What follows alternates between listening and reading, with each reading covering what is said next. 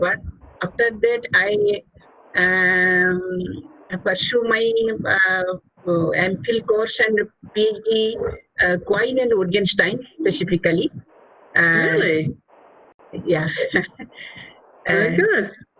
What area in Wittgenstein? What work of his? Any in particular, or a general topic? Actually, my PhD topic was naturalized semantics. Specifically, I have given stress on Quine's conception of language and meaning. Okay. At the time, I want to compare something, whether there is any similarity between the conception of Wittgenstein and Quine. Oh, right. Actually, my very first paper in philosophy on Wittgenstein was on that subject. Yeah, specifically indeterminacy of translation, semantics holism. I actually try to philosophizing in this area. Actually, I love Wittgenstein, but I want to how to relate others.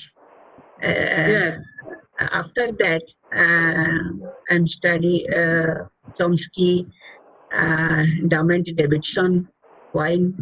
Then I draw Quine as a area. Then I completed my PhD, actually naturalized semantics. How semantics naturalized in Quine's philosophy. In a naturalistic approach, though Wittgenstein is not saying anything about it, but how can we relate?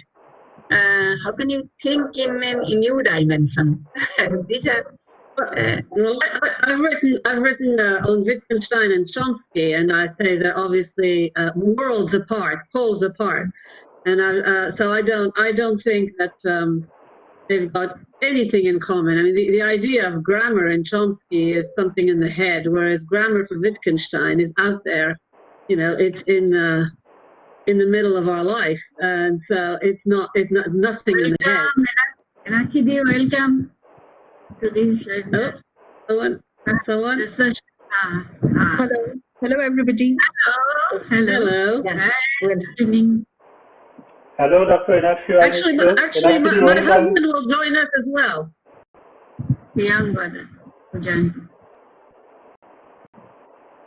Hello, Professor Farouk.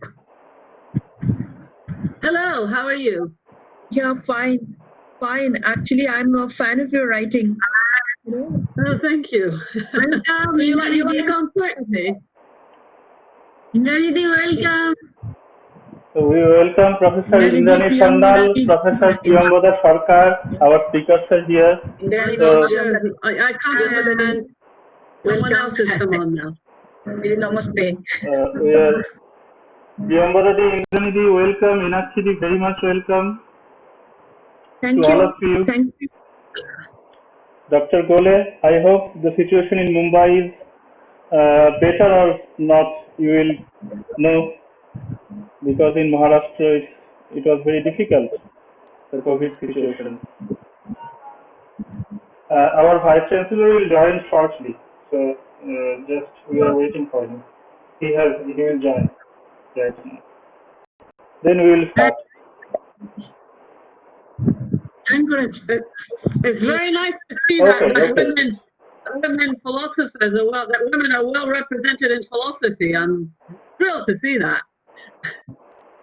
So, in India. Our Honorable Vice Chancellor Professor Chanchal Choudhury has also joined, and most of our speakers of the webinar and our colleagues and other research scholars, students, and from colleagues from different colleges and universities, they are also joining, and in time they will join more and more. And I think since we will have 3 speakers, so with your permission, Honorable Vice Chancellor sir, may we start the program, if you permit? because we will have 3 speakers, and it will be 1 Yes, hour we should for start. yes, yes, and it will be 1 hour for each speaker, where 40 minutes for the schedule we have gave 40 minutes for presentation and 20 minutes for discussion. That will be flexible, but at least in 1 hour we will have 3 speakers in 3 hours. So we welcome each and everyone to the international webinar on determinacy and indeterminacy in meaning from Wittgenstein's perspective, which is organized by the Department of Philosophy, University of Gour, West Bengal, India. I am Purbayan Jha, coordinator of the department, the organizing department. And on behalf of the department, I welcome everyone, and especially we welcome our esteemed speakers, who are the renowned figures from India, and we are extremely happy to have Professor Daniel Moyan Sharrock, who is Professor of Philosophy, University of Hertfordshire, and who is also President of the British Wittgenstein Society. She has very kindly agreed to deliver her talk, and Professor Chareshwar Ghosh will introduce her separately. We will introduce each speaker before the speaker begins. And we are very happy and welcome Professor Sharrock from University of Hertfordshire, and she has given the date from, I think, since the last 2 months I have been trying to gauge her date. She is very busy with her academic engagements, and we are much happy, and we are delighted to have other extremely well-known speakers in the philosophy community. Professor Indrani Sannal, who is a retired professor of philosophy, Jadavpur University, who is also the member of our research board of the department. Professor Priyambada Sarkar, who will be speaking on tomorrow. Professor Priyambada Sarkar did her PhD from King's College London, who is a renowned figure in the Wittgenstein philosophy of Wittgenstein, who is from University of Calcutta, Department of Philosophy. We have Professor Dr. Meenakshi Roy Mitra, who teaches at University of Delhi. She is a very well-known person in Wittgenstein's philosophy, and she will be talking tonight. And we have 2 more speakers, Dr. Anirban Mukherjee, who is also a very good Wittgenstein scholar, who did his PhD from University of Reading, United Kingdom, and he teaches at Department of Philosophy, University of North Bengal. And we have Dr. Pravesh Chan Gole, who is from IIT Bombay, who is also a very talented scholar. So we have 6 speakers from today and tomorrow. And I am very happy to say that the British Wittgenstein Society has published about our event in their website. Professor Sharrock is the president of the society, the society works extensively and encourages all over the world in terms of the philosophy of the Wittgensteinian philosophy. And I'm thankful to Dr. Meenakshi Mitra, who advised me actually to convey to BWS about the event. And so this is the program we will be having. And we have Dr. Chareshwar Ghosh is the coordinator. He will give the welcome address. But before his welcome address, I invite Professor Chanchal Choudhury, our Honorable Vice Chancellor of University of Gour, to deliver his inaugural address before the audience. Once again, I welcome you all, and I invite Professor Chanchal Choudhury if you kindly deliver the inaugural address for this webinar. Thank you. Well, good evening. Not here. Always I'm available in such kind of webinar, but otherwise I'm telling the people from other countries, it's not even there. So for them, it's good noon or good afternoon, whatever it be. First, would like to thank the Department of Philosophy, Gour University, and the faculty members who have taken such enthusiastic steps to have such interesting webinar in the international frame and such interesting and practical topic, the determinacy and indeterminacy in the meaning. There is the one word or one sentence or one expression can be used in different way to predict or to give flavor or to give a meaning or to give to make someone understand something. Yeah, it's really nice to have such kind of common and very interesting and general field of webinar in the topic. And in that webinar, on behalf of the University of Gour and also on behalf of the Department of Philosophy, I would like to welcome all the distinguished speakers here. Of course, I would like to call some name of the speakers here. The Professor Narok from UK, and Professor Sannal from Jadavpur University, Professor Sarkar from the Calcutta University, and Professor Mitro from University of Delhi, and Professor Mukherjee from North Bengal, University of North Bengal, NBU, and Professor Jung Gour and in IIT Bombay, Mumbai. So I believe this banner of webinar would give the students and also the faculty members very interesting touch and heartfelt feeling to such interesting webinar point of from this webinar point of view. The perspective from which the person is highlighted, the person, I don't want to say much about the person, but interesting point is this person was basically an engineer and he moved his credential to such philosophical view and gave the society a lot of interesting and a lot of knowledge to the society. So hope we will support and the speaker will support a lot of interesting points here that would be very much useful for the students and the new generation and also the faculty members. Well, I don't want to waste too much time. Please enjoy our meeting. The speaker will give much more time to the students and faculty members for the interaction, not only the talk. They will give much more time in person, and not only in the webinar time bound, they will also allow the students attending here especially to interact with them even after webinar through email or any other media.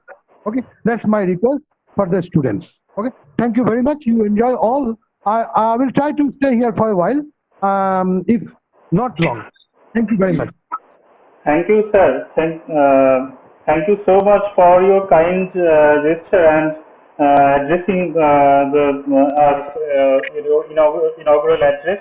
And you have rightly pointed out about Wittgenstein, and with your encouraging words, you have set the tone of the webinar. And thank you so much. Just I will request our Honorable Vice Chancellor to stay for a few minutes. And before Professor Dhareshwar Ghosh, the coordinator of the webinar, gives his welcome address, I will just try to. I will take. I request Professor Kantilal Das, sir, if you kindly mute your microphone, sir.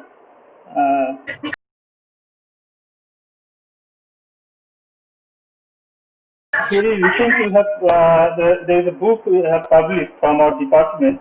I will share just the screenshot of few pages, the contents and cover pages. If you kindly just, it will take 1 minute.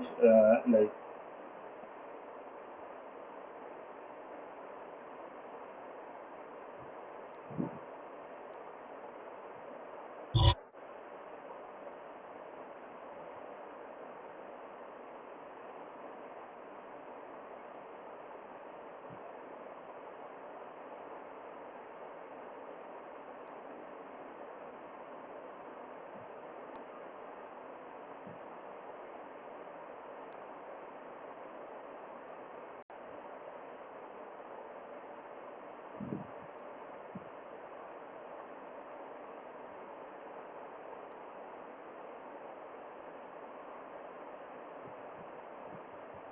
This is the book which is UGB Studies in Philosophy Volume 2 under the series, The Nature of Reality, Philosophical Discourses on Language, Religion and Culture, edited by Jyotsna Saha, Jhareshwar Ghosh and Purbayan Jha, which is published from Leven Books, India.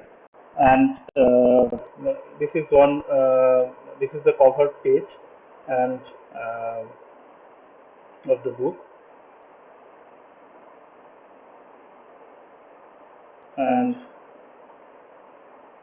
I will just share the few content pages.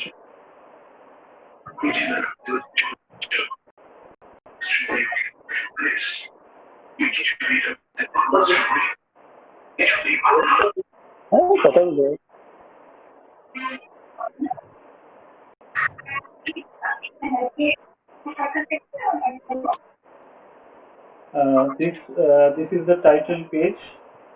I hope you can see.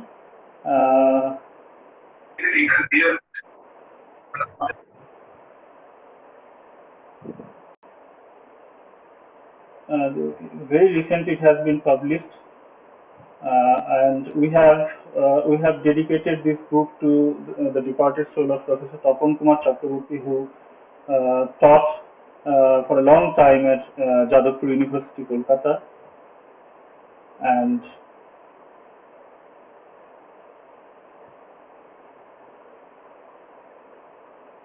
this is the content part. I will just after the content part, I will stop sharing the screen. Kishore Kumar Chakraborty, there are 23 articles.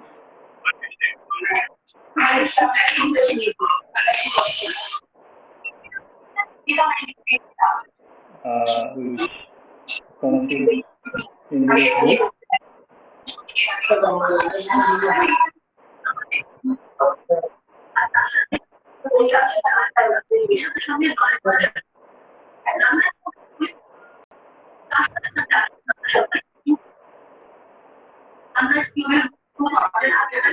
এটা mute করতে হবে বাবা, এই যে এটা on আছে, তারপর দেখ এটা অন আছে। This is the book. I will stop sharing.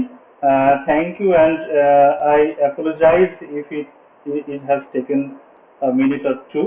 Now I request Professor Jhareshwar Ghosh to deliver the welcome address. Professor Ghosh, please. Hello, am I audible, Purvan?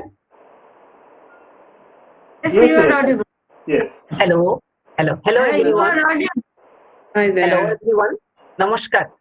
On behalf of the Department of Philosophy, University of Gour, Banga, I am Jhareshwar Ghosh, expressing my hearty and warm welcome to the international webinar on determinacy and indeterminacy in meaning from Wittgenstein's perspectives.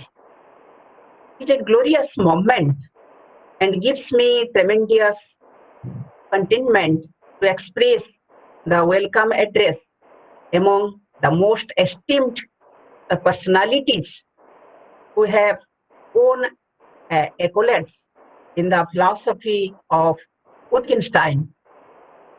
It is my great pleasure to convey my heartfelt gratitude to the esteemed research person, Professor Daniel Moyle Sarok, University of Hertfordshire, United Kingdom, Professor Indrani Sanal, Jadavpur University, Professor Priyambada Sarkar, University of Calcutta, Professor NHC Rai Mitra, University of Delhi, Dr. Anirban Mukherjee, University of North Bengal, Dr. Parvesh Jang Gole, IIT Bombay. Really, we are very much grateful and thankful for all the eminent resource persons for accepting our invitation, and the event is possible by them. Before we begin this webinar, I would like to express my heartfelt gratitude to all of you who sincerely committed to this event to make it a success. This event would have been impossible without the support of each and every one present here. I welcome all the faculty members from my department, faculty from other departments, teachers from different colleges, distinguished participants, students, research scholars, and our Honorable Vice Chancellor, Professor Chanchal Chaudhary, being here in the international webinar. Seminars are organized and conducted for the students, research scholars, and the interested audience to gain insight and information that would remain effective in their life, exercise, and work. Each topic for presentation and discussion for today's webinar was chosen keeping in mind the interest of the students of third and fourth semester. I am sure the seminar will be productive and fruitful for everyone present here. I am sure you all have been eagerly waiting for this day. Without any delay, we are entering into the first academic session. In this session, our first speaker, Professor Daniel Moyle Sharaf, he is an eminent Wittgensteinian scholar, Professor of Philosophy, University of Hertfordshire, UK. Professor Moyle Sharaf is well known as a founding president of the British Wittgenstein Society. He is the author of very popular book, Understanding Wittgenstein, on Certainty, and the editor of the third Wittgenstein, the post-investigations work. He is the translator in French of On Certainty, a selection of her essays, Certainty in Action, Wittgenstein on Language, Mind, and Epistemology, is forthcoming by Bloomsbury. Apart from this, she has scholarly published many books and articles in the reputed journals and anthology. Today, she will be sharing with us her expert philosophical views on where relativism hits rock bottom. It is an interesting and thought-provoking topic for us. I ask all our students and research scholars to give your full attention to her talk. With these few words, without any delay, I invite Professor Daniel Moyle Sharaf to deliver her talk. Thanks, Madam. Thank you. Thank you very much, Professor Jatishar Ghosh, sorry about my pronunciation, and Dr. Korbayan Da for their invitation to this meeting. Now, there was some discussion about the meeting's topic, so I'm afraid this talk will not be directly addressing determinacy and indeterminacy and meaning. It will do so indirectly, however. But one thing is certain, it will be thoroughly informed by Wittgenstein's perspective. What I will be discussing is Wittgenstein's notion of form of life and how its different uses mark both diversity as well as the end of relativism. So in a special issue entitled The World to Come in August, new statement writers give their thoughts on how the COVID-19 pandemic will transform our lives. our way of life. All these writers share the conviction that, quote, there are few certainties surrounding the present crisis. For one of these writers, one of these certainties is that digital platforms, so Amazon, Google, Zoom, will continue to thrive. The only question is quite how far their logic will penetrate our lives. But for that same writer, and I quote him, one of the biggest questions hanging over this crisis is how or whether many face-to-face services will be resurrected in the future. Hospitality and entertainment are foremost amongst these, with restaurants and theaters under terrible pressure. Higher education also faces uncertainty. A dystopian thought is that all of these could be replaced by online platforms. Eating, viewing, and learning could continue to take place in the home via screens and deliveries. But the appetite for conviviality and public space will not disappear, even if vendors are devastated in the meantime. End of quote.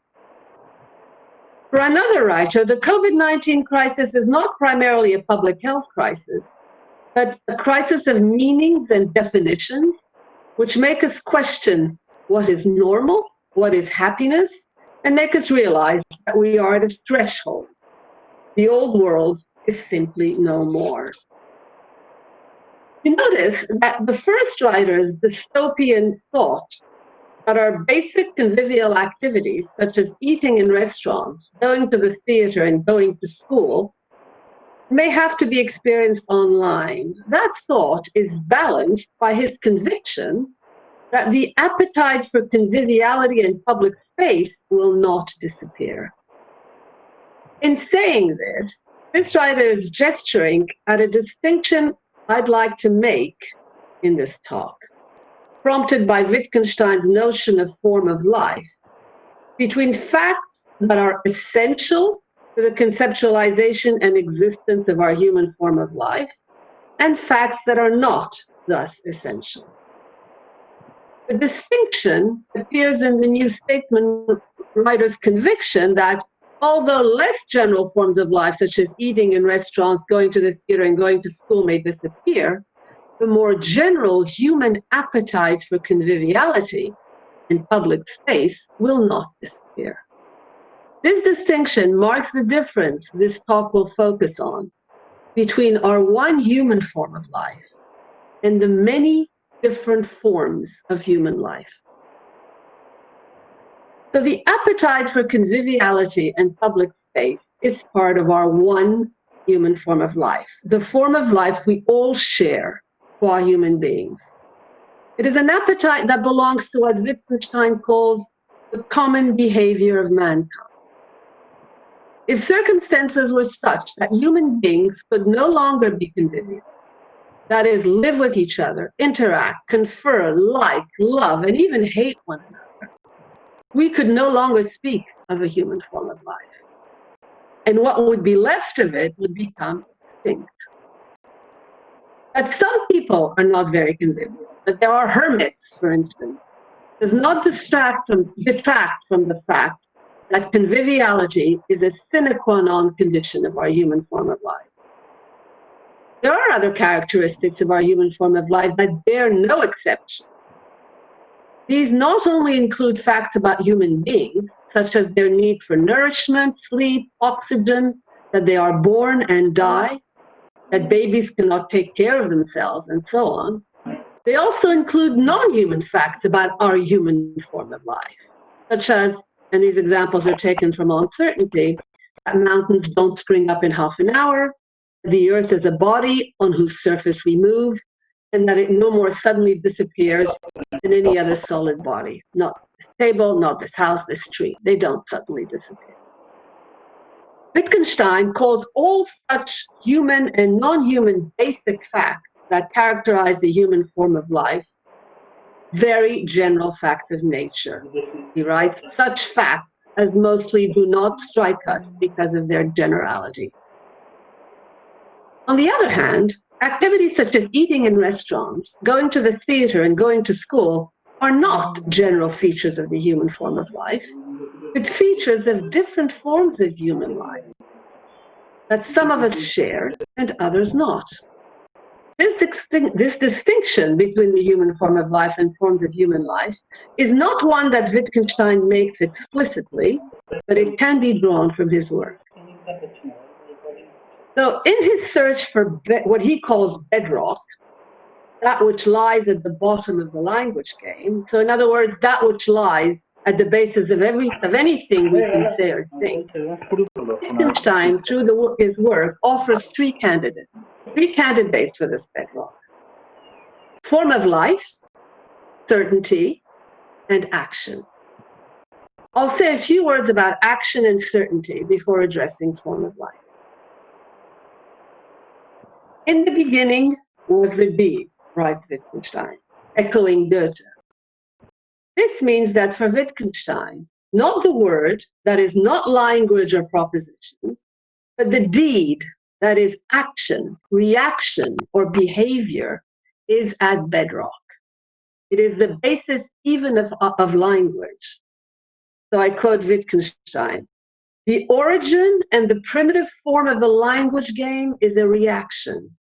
Only from this can more complicated forms develop. Language, I want to say, was the deed." What Wittgenstein means by this is that we, human beings, are fundamentally or basically animals. He writes, I quote, "I want to regard man here as an animal, as a primitive ratiocination." That means not reasoning. As a creature in a primitive state. Any logic good enough for a primitive means of communication needs no apology from us.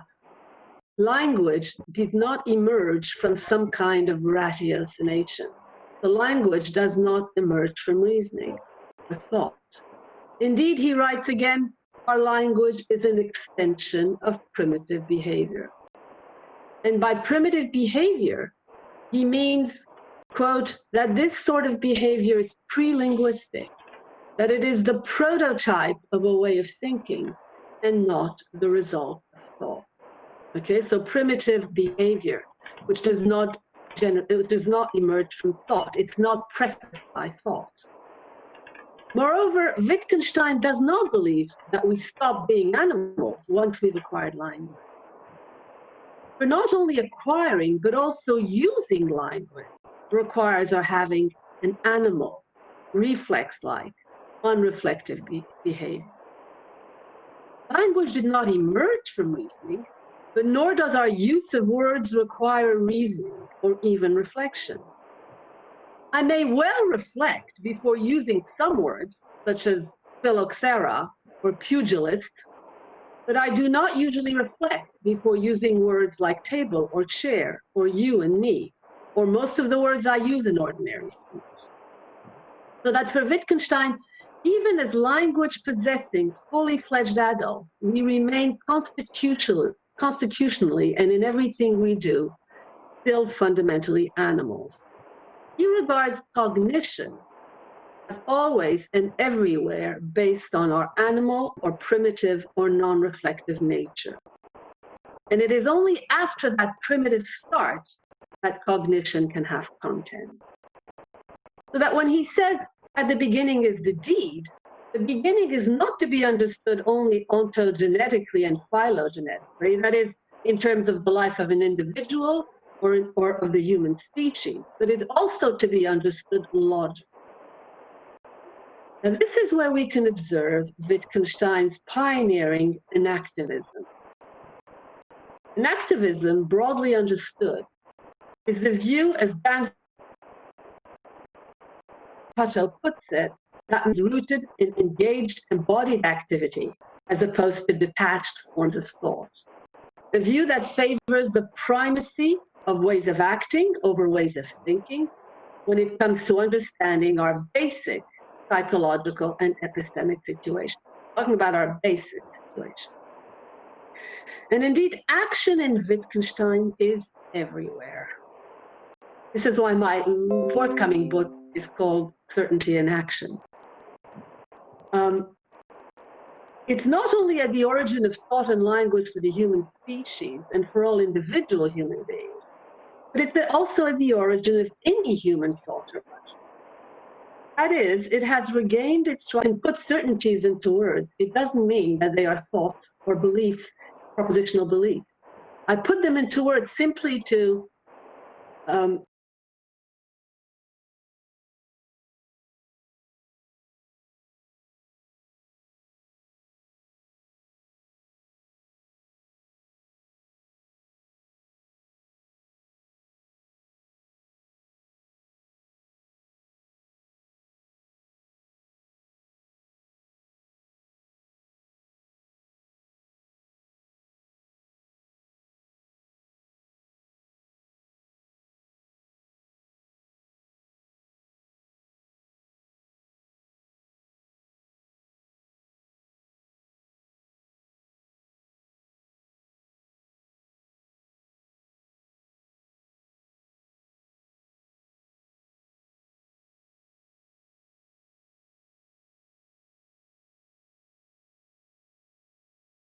what kind of certainties we take for granted in how we act, right? So that I have a body is not a thought. I take it for granted. It is an animal certainty for me. And if I were to say to you right now, to all of you, I have a body, you would look at me as though I were mad. Of course you have a body. Everybody has a body. Why am I even saying that? It's like a rule of grammar or a rule of thought that bears no saying, right? We say it as philosophers, but it doesn't bear saying. It is only manifest in how we act. Right? I can say my head aches, my teeth aches. I can say I need to rest, which would take for granted that I have. So what Wittgenstein has shown, we can put all of these into sentences, but what he has shown is that none of them stem from propositions, and they do not start out as any kind of content, but as action or behavior. So at the beginning is the deed. Now this means that our grammar is embedded in our forms of life, inextricably entwined with our ways of acting. Wittgenstein sees basic certainty, he writes, as something that lies beyond being justified or unjustified, as it were, as something animal. Those are his words. I have called the certainty he describes on uncertainty a hinge certainty on the basis of the hinge metaphor he uses in the book. In contrast to how we usually think of certainty, hinge certainty is a basic, non-propositional, non-epistemic, and yet indubitable certainty about something. It manifests itself not in propositions of thought, but in our ways of acting. I won't go any more into the inactive nature of hinge certainty, but I'm happy to come back to that at the Q&A. So in my book, I've classified Wittgenstein's examples of certainty into 4 kinds: linguistic certainties, personal certainties, local, and universal. But for the important ones for this talk are only universal certainties and, to some extent, local certainties. In uncertainty, Wittgenstein speaks of the bedrock of our thought as consisting partly of sand, which now in one place, now in another gets washed away or deposited, but also partly of hard rock, subject to no alteration. The hard rock that is subject to no alteration stands for those certainties that I call universal. No alteration. The basic certainties that, as he puts it, underlie all questions and all thinking. Again, such certainties as I have a body, the world exists, or human beings express feelings are examples of these certainties that characterize our human form of life. So that were we to meet a tribe of people brought up from early youth to give no expression of feeling of any kind, we could not see these people as human. I quote Wittgenstein, "These men would have nothing human about them." Why? We could not possibly make ourselves understood to them, not even as we can to a dog. We could not find our secret. because that humans express feelings is part of the substratum of our thought, of human thought. It is one of those universal certainties that logically or grammatically underpin anything any normal human being can say or think about her peers. Universal certainties are conditioned by universally basic facts of nature. Such facts importantly include common behavior of mankind, that we are creatures who inhabit and interact in a world peopled by other creatures, and accepting pathological cases, acquire and use language, have and express feelings and emotions. And these facts logically condition the concept or grammar of all normal human beings. Indeed, Wittgenstein writes that this common behavior of mankind is the system of reference by means of which we interpret an unknown language, by which he means any human language. So what we have here is the system of reference that marks the place where relativism hits rock bottom. Other certainties, such as, and I'll come back to that in the last section, other certainties, such as people go to school and to restaurants, are what I call local. They're bedrock certainties only in some forms of human life. But if certainties are at rock bottom, what about form of life, you might ask? Well, that human beings speak and have feelings and so on are certainties in the human form of life, whereas they might be empirical questions in an alien form of life and cannot be questions at all in the canine form of life. So having looked at action and certainty, let's now take a closer look at Wittgenstein's notion of form of life. Wittgenstein uses the terms form or forms of life, Lebensform or Lebensformen, 5 times in the investigation, a handful of times elsewhere in the published notes, once in Uncertainty, and about 20-odd times in unpublished notes. In Philosophical Investigations, he writes, what has to be accepted, the given, is, so one could say, forms of life. I found the most compelling understanding of form of life many years in a book by Gertrude Conway entitled Wittgenstein on Foundations. And more recently, I came across a similar understanding in Stanley Cavell's paper, Declining Decline. Both philosophers detect 2 senses of form of life in Wittgenstein.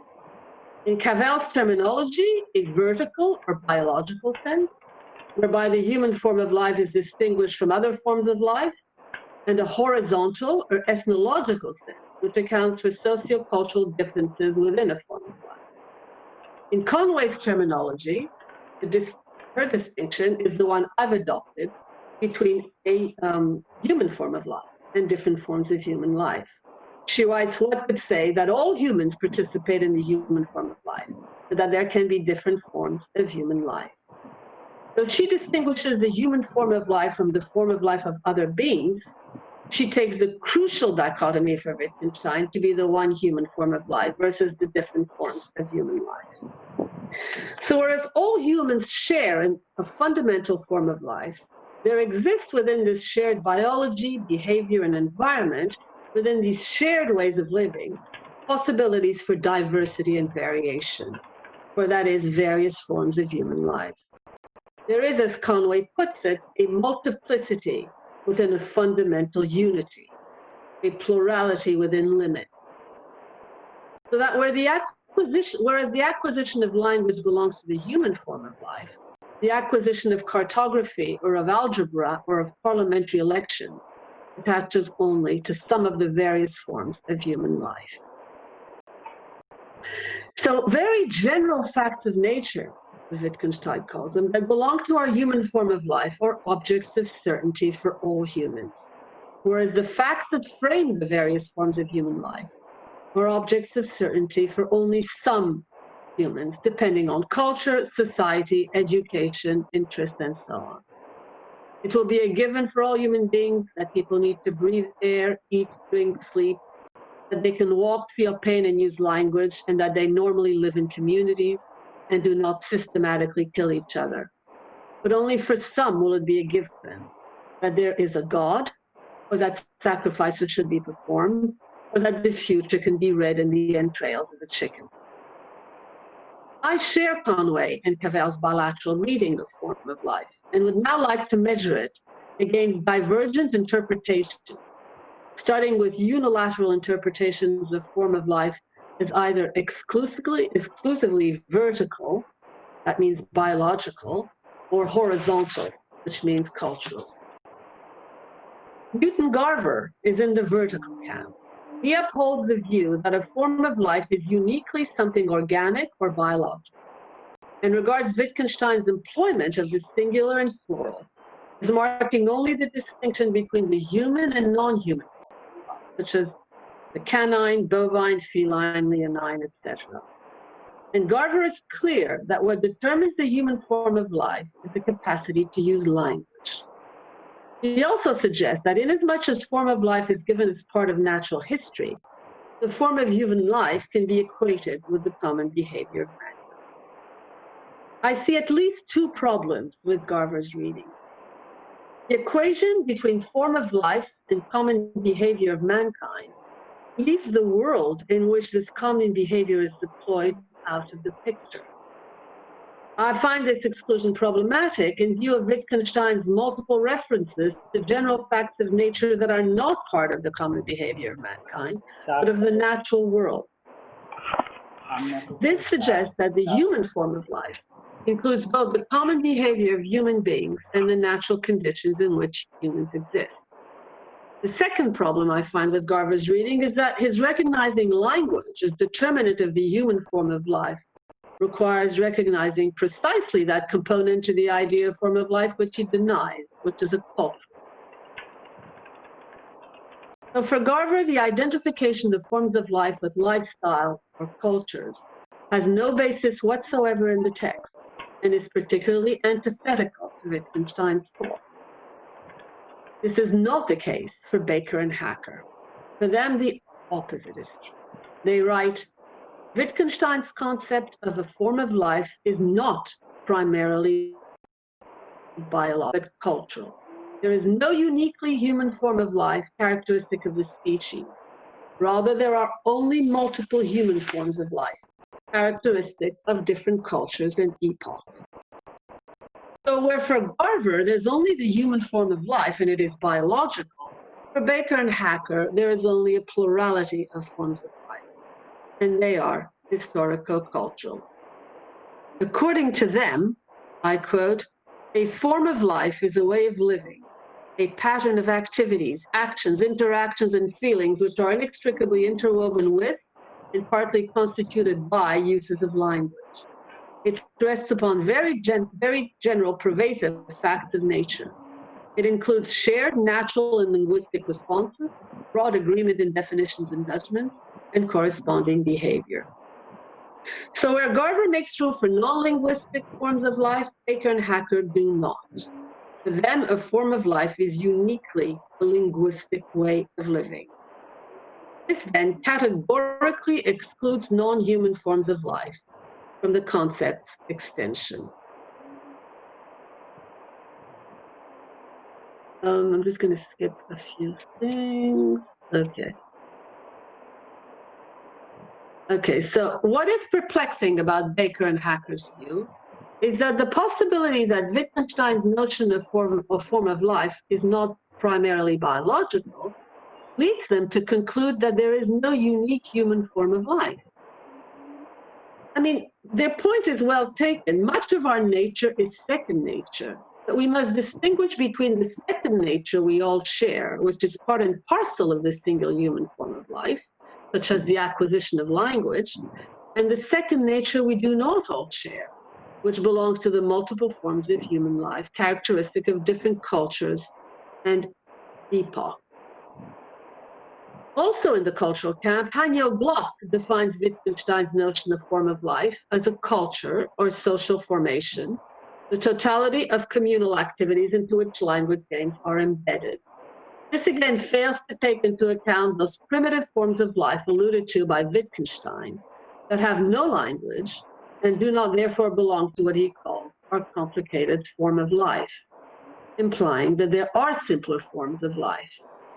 I quote Wittgenstein, "We have an idea of which forms of life are primitive and which could only have developed out of these. We believe that the simplest plow existed before the complicated one." So here Wittgenstein is suggesting that our complicated form of life can only have developed from a more primitive, that means language-less form of life. And this is also the point of the often reiterated claim that I mentioned at the beginning of the talk, that in the beginning is the deed. Language is only a refinement. It should be pointed out here that it is unclear whether Wittgenstein would agree with making language the defining trait of the human. When he speaks of natural reactions as precursors of language, he speaks of human beings as the subject of these reactions. For instance, he writes, "Being sure that someone is in pain, doubting whether he is, and so on, or so many natural instinctive kinds of behavior towards other human beings, and our language is merely an auxiliary to and further extension of this relation. Our language game is an extension of primitive behavior." And the pre-linguistic primitive creature that Wittgenstein refers to when he writes, "I want to regard man here as an animal," is unquestionably human. I want to regard man here as an animal. This then would suggest that contra Baker and Hacker, humanity is there before language is. I think that what Baker and Hacker may be trying to preclude in their rejection of a human form of life is the idea of an exclusively biological form of life to which a cultural layer would then be added. Precisely the kind of error that Merleau-Ponty warns us against in the phenomenology of perception, and I'm quoting him here. "It is impossible to superimpose on man a lower layer of behavior which one chooses to call natural, followed by a manufactured cultural or spiritual world. Everything is both manufactured and natural in man, as it were, in the sense that there is not a word, not a form of behavior which does not owe something to purely biological being, and which at the same time does not elude the simplicity of animal life, and cause forms of vital behavior to deviate from their preordained direction through a sort of leakage and through a genius for ambiguity which might serve to define man." So this very finely dovetails with what Cavell described as the mutual absorption of the natural and the social. And I don't see that this mutual absorption is any way excluded from the idea of the human form of life. The human form of life need not mean a biological only form of life. So my objection to the Garber and Baker and Hacker camps is not so much in their respective descriptions of the forms of life they endorse, as in the exclusivity they claim. Cavell, on the other hand, understands Wittgenstein as perceiving the human as irreducibly social and natural, as a cultural animal. But unlike Baker and Hacker, puts equal emphasis on both terms of that expression. In favoring the cultural, Baker and Hacker fail to do justice to the idea of a human form of life, a form of life that is both inextricably linked to and different from non-human forms of life. So the distinguishing feature of the human form of life seems to be that it is the form of life of a cultural animal. That is, according to Cavell, a talking animal. He writes, "Wittgenstein gives a name for something to call the human form of life. He calls it more or less talking." As mentioned earlier, Wittgenstein seems to acknowledge the existence of pre-linguistic humans phylogenetically and not only ontogenetically. But perhaps we can classify these as proto-human and allow that what grosso modo distinguishes the human from other animals is language, and that culture is not something that emerges after language gets on the scene, Culture and language go hand in hand, and they are part and parcel of the human form of life. There is no pre-cultural human form of life. Culture is internally related to the human animal. The human form of life is fundamentally sociocultural. So Pascal was right. Custom is our nature. John Canfield speaks of universal custom. He writes, if language is a set of customs in which words play a role, and if language develops out of an earlier set of proto-customs, then it seems plausible to suppose that certain customs are to be found in every human society. The hypothesis is in particular that every extant or historically known human culture has language games of greeting, requesting, responding to requests, refusing, responding to prohibitions, make-believe, intention utterance, responding to intention utterance, and possession claiming. Across the vast differences between the various human cultures, one finds those customs and others as a common factor. End of quote. And so the common behavior of mankind includes sociocultural behavior. There is a human form of life, and it is characterized by these universal customs. We must, however, distinguish between this basic universal notion of culture and the more sophisticated notion of culture. Basic sociocultural activities such as playing, helping, fighting, and sociocultural relations such as parenthood and community are shared by humans universally.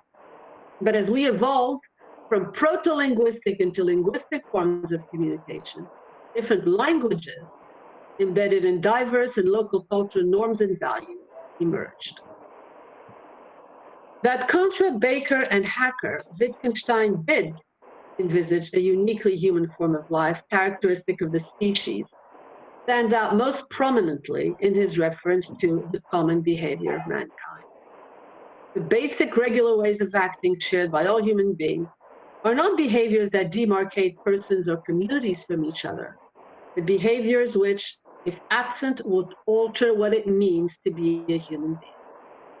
Wittgenstein repeatedly mentioned such shared behaviors.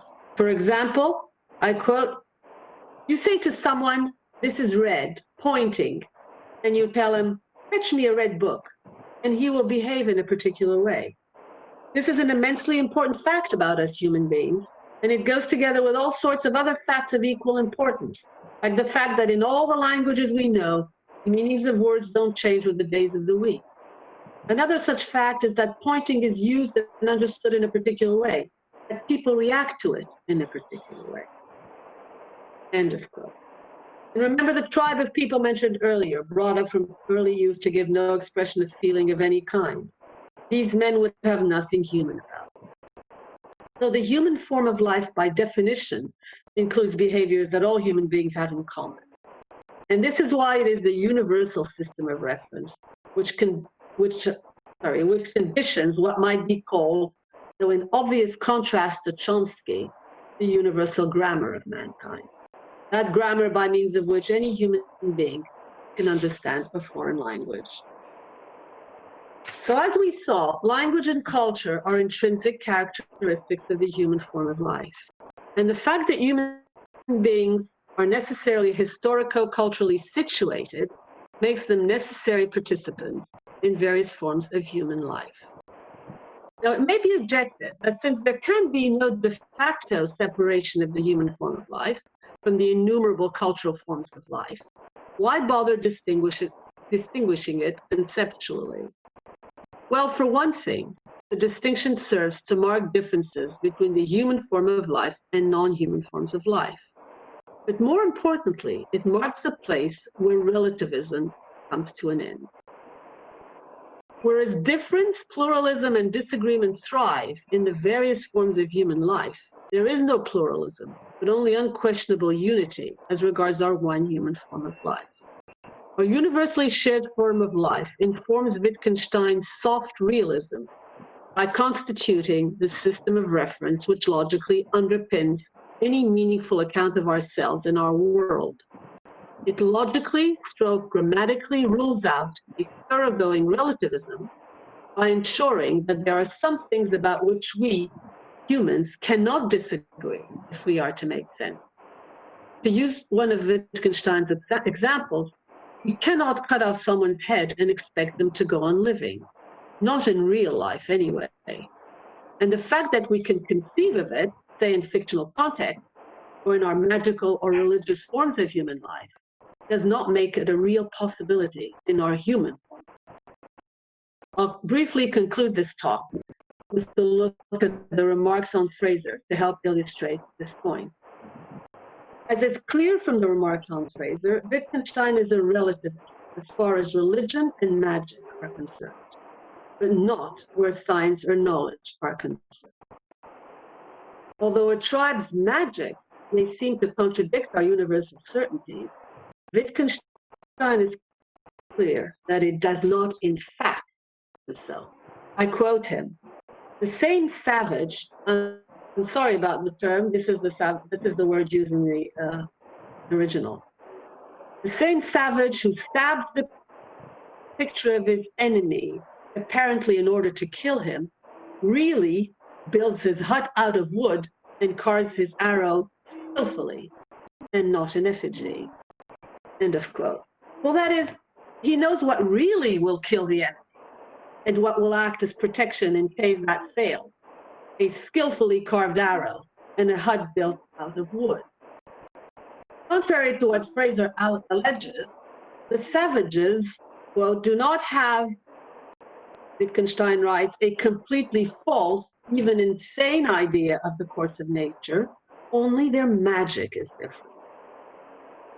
Having denounced Fraser's interpretation of magic as essentially false physics, Wittgenstein wants to underline that magic cohabits with science in the lives of the indigenous people he is referring to, as it does in 20th century societies, and without their being confused about it.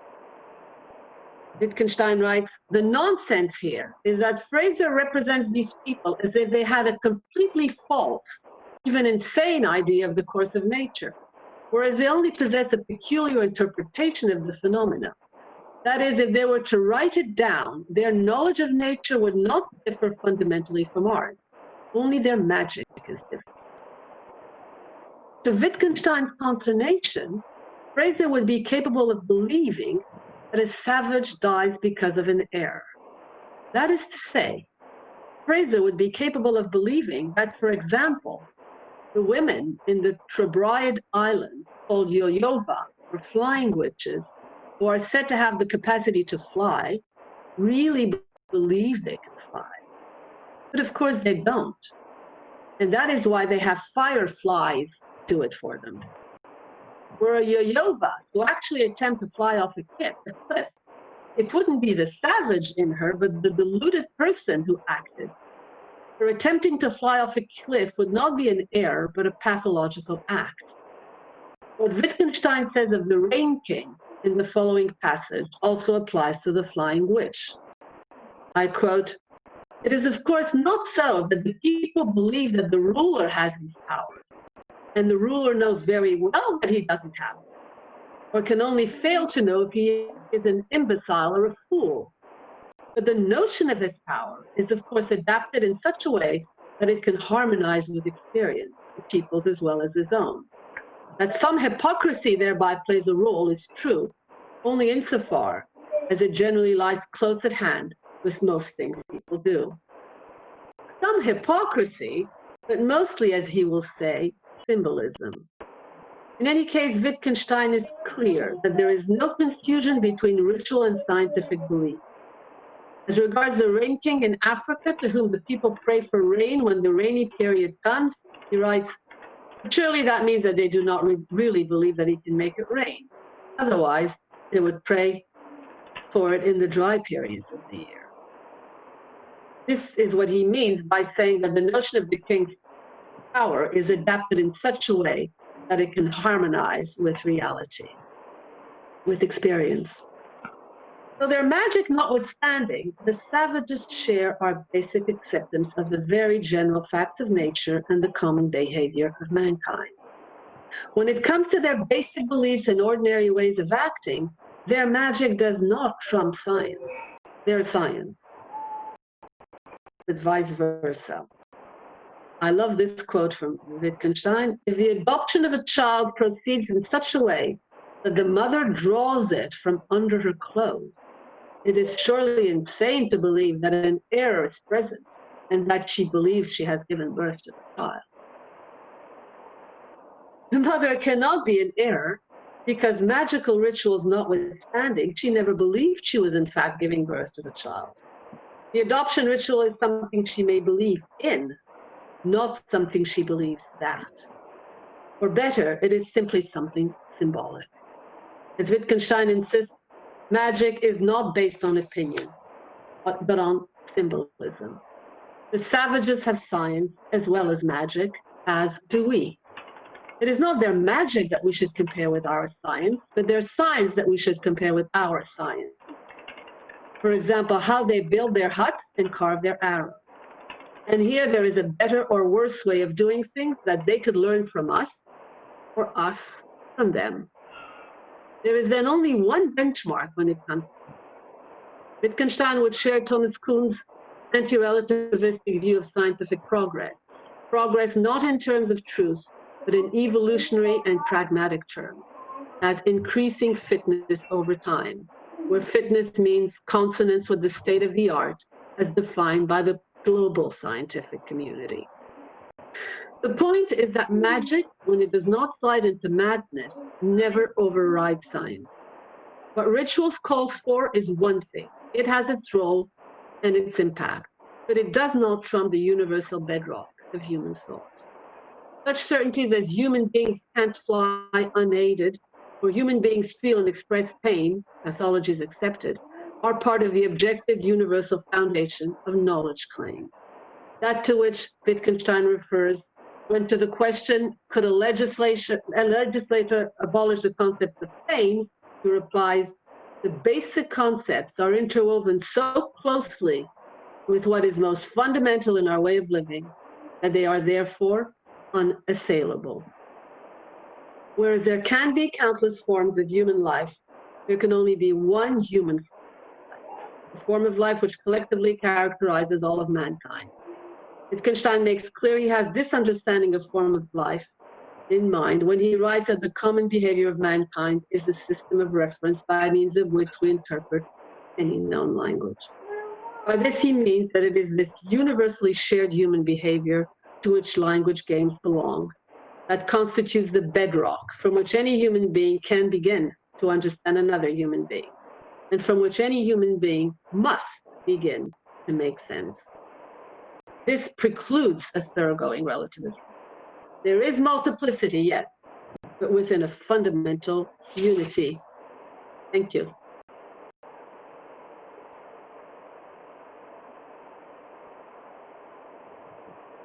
I think I've Thank you. Yes, thank you. Wonderful speech, Professor Daniel Moyle Sharrock. You have touched upon many areas and different facets of the concept of forms of life, starting with primitive behavior. Then you have talked on hinge certainty and how the different senses of forms of life. There is form of life and forms of life both come together, and the belief in human culture and so many aspects you have spoken in beautiful manner. I think without wasting any time, I will invite anyone to comment, or we can have, if Professor Daniel Moyle Sharrock agrees, we can have 15 or 20 minutes of discussion, right? If anyone from our fellow speakers, any colleagues. I think there are few questions which are coming up. Dr. Manoj Kumar Panda, he is asking, is it possible, following Wittgenstein, to determine forms of life in terms of scientific naturalism based on the modern scientific conception of nature? If not, then in what sense forms of life are natural? Did Wittgenstein have an alternative concept of naturalism different from scientific naturalism? Manoj, you can ask directly. I have just spelled out your question.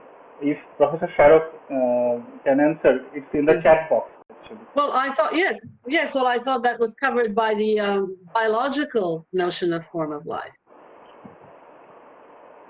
Yes. Dr. Inakshide Mitra, Inakshidi, you have something to ask? Yes, I would like to put two questions. Am I audible? Am Yes. I audible? Yes, of course. Yes, you are. Oh, am I audible? Yes. Yeah, okay. Yes. The first question is, Professor Sharok, you said that, in the first there were deeds and language was only an extension. Now, I always took this to suggest that language for Wittgenstein is ubiquitous because... is what, sorry? Language is what? Yes, language for Wittgenstein is ubiquitous. That is, it's all-pervading. There is nothing... Sorry, I'm not getting you. I'm not getting you. You're breaking up. But language is what? Or maybe you might write it. You might write language it. is ubiquitous. Okay. Yes. Okay, ubiquitous. I got it. Yes. Yeah. And that would mean that when you say that language is a sophistication of our behavior, that would mean that the linguistic structure was already embedded in our behavior. That was how I took these suggestions of Wittgenstein. So I just wanted to confirm that with you. That is my first question. And secondly, I hope that it won't sound irrelevant to you. Second question is, how would you put involuntary actions or the distinction, Wittgensteinian distinction between voluntary and involuntary actions in the way you were trying to relate, actions with actions and behaviors with forms of life? These are my two questions. Thank you. Well, the first one, you say, I'm not sure what you mean by, sorry, language is ubiquitous. I'm not sure what you mean by that, because no, children are not born with language. And in what sense do you mean that language is ubiquitous? I'd like you to repeat that first question. What I question. mean is this, that, our behaviors, they do have a linguistic structure. That is, when primitive behaviors have a conceptual orientation in the sense that, their locomotion, their sensitivities to foreground and background, their notions of occlusion, their notions not to bump into things, their notions... No, but yes, okay. But I don't understand why you're saying that these are notions. I mean, animals don't bump into things. Animals don't have such thoughts in order for them to navigate space and navigate all other kinds of other things. What we think that they are, that may be more intellectual or linguistic than they are, because we talk about them, and put them into words. But no, there is an animal, a lion or a dog will not walk into a wall, and it knows how to navigate. It has no such intellectual notion. It doesn't need language for that. Yes. Our basic acting in the world is not a linguistic acting in the world. That's what he means. Yes, but what I thought, okay. I wouldn't waste your time with my remarks, but You're not wasting my time. Go to the... No, let me just then, end my first question with just another point that I think that we are in agreement with each other. That what I meant is that, with humans, these kinds of primitive forms of action, they upgrade themselves to verbal utterances. But with animals, they don't. I think, would you agree with me on that? I would. This is what he means. This is what Wittgenstein means when he says that language is an extension of action and reaction. The language begins in non-linguistic action and reaction and behavior, yes. And if you accept that, then we are in agreement, yes. Yeah, about my second question, please. And your second question about involuntary or not involuntary actions, in what how do I distinguish between actions that, well, I mean, an involuntary action, you know, there are reflex actions, you know, I walk around with that, I can purposefully or deliberately do something, or I can just do it without thinking, without, you know, without reflecting on it, without wanting to do it either. I mean, how would Vidisha distinguish between the two? I mean, is there? I mean, how would he think the distinction between the two be relevant to the way actions are related to forms of life, or involuntary actions will fall out of this rubric? Well, I'm not sure how you would relate, how you want to relate them to form of life.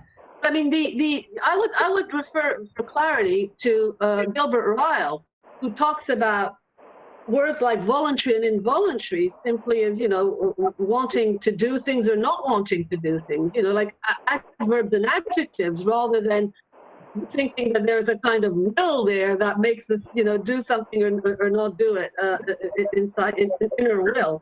So I think Ryle is the one to go to for that, for clarity. Better so than Wittgenstein, you know, in that.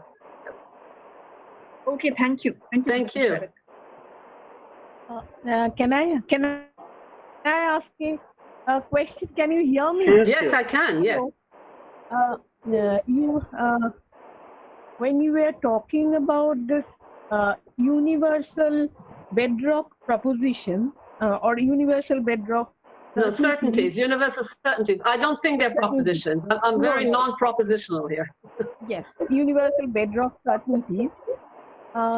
Then, what will you say about his saying that these bedrocks, they are also like riverbeds. They also change gradually. Now, if they change gradually, then how can you really overcome the charge of relativism? Well, this is the quote I read you, where he says some of the bedrock changes over time, but others there is no change at all. So they're inalterable. If you remember the quote, here, let me find it again for you. Where's the quote I used?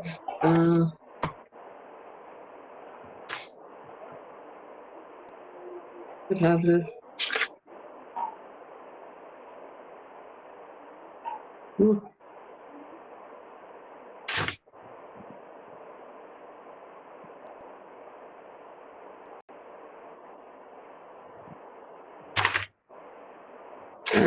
Where I put it?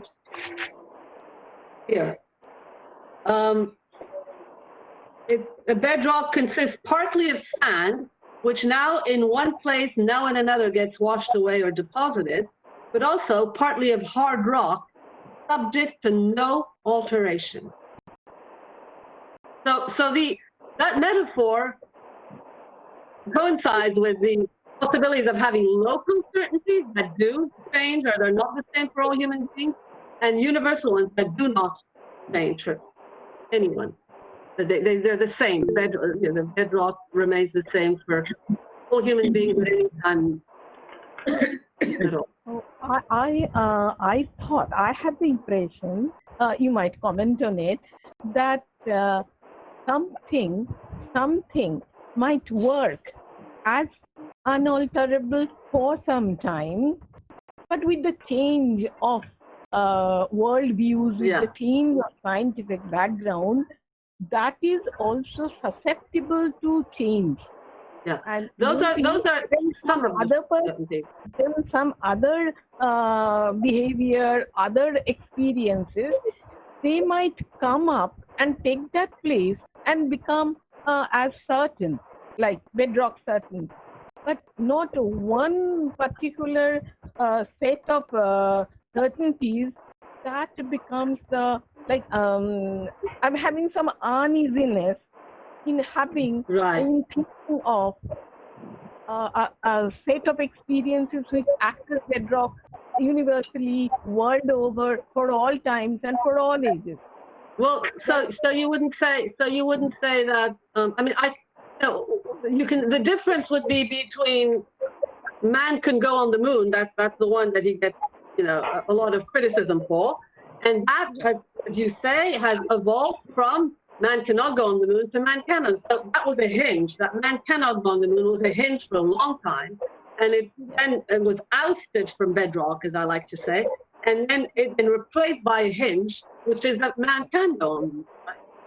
But there are some things about which, if we were to replace them, say, man dies, is born, needs air. If we were to replace any of these, we wouldn't be talking about the human form of life anymore. There are some things without which, if they're not hinges, we're not talking about the human form of life anymore.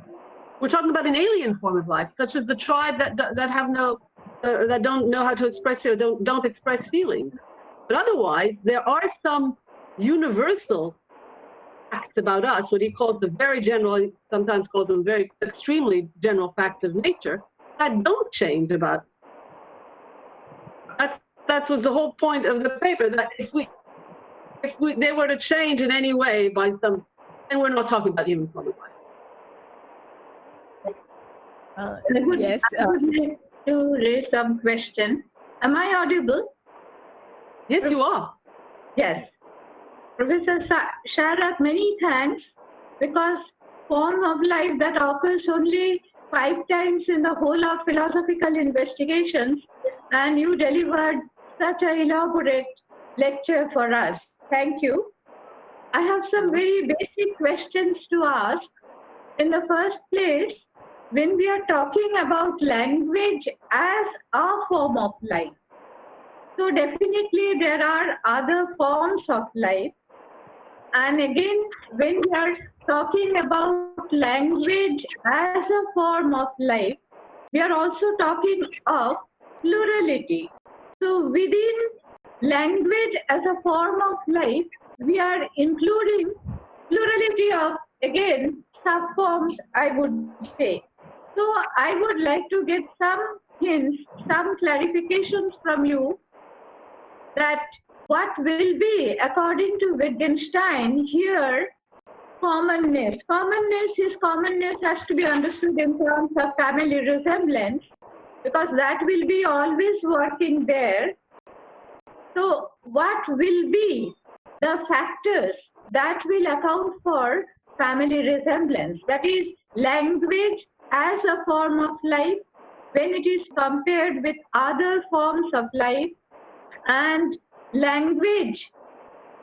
And within forms of life, again, there are subgroups, because different languages, there are different languages. We admit possibility of different languages, and that is also an actuality.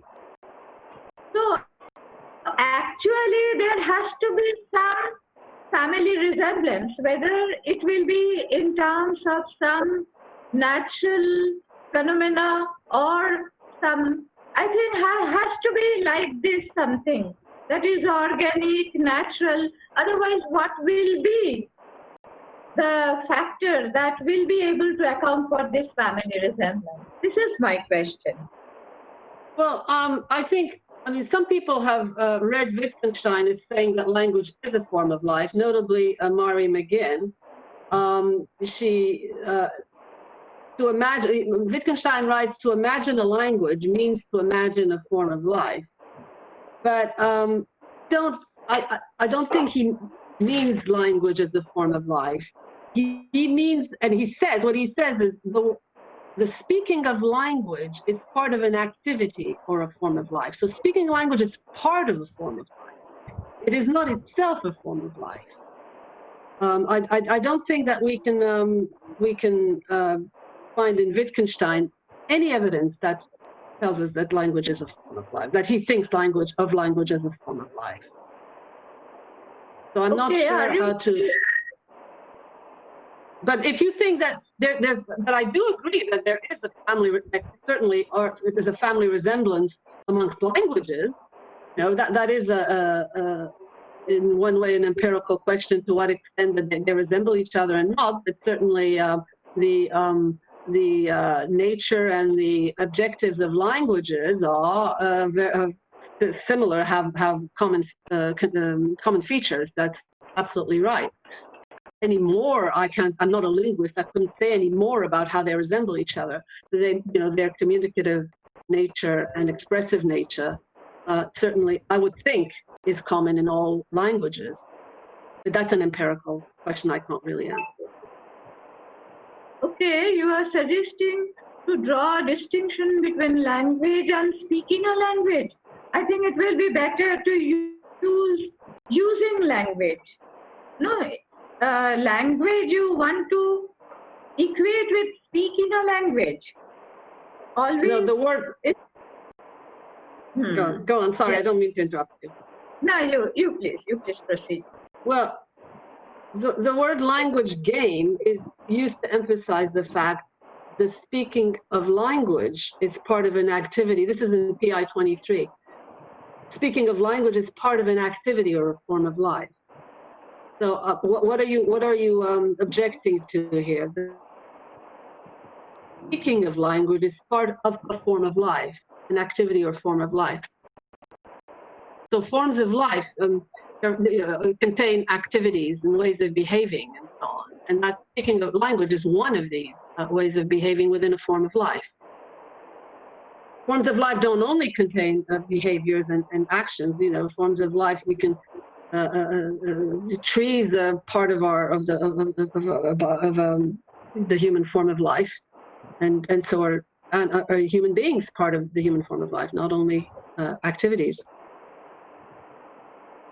In PI, would Wittgenstein allow to substitute language by tools of communication? By what? Substitute language with tools and communication? No, yes, I wouldn't say that's all. No, I would say that's much too restrictive. There are many tools in the language box. Because in PI, it is not actually confined to only those peculiar and particular uses with which we are generally accustomed. Here, using language, he has given it a very wide meaning to it. That is, when we are using language, we are doing many more things. Yes, I agree completely.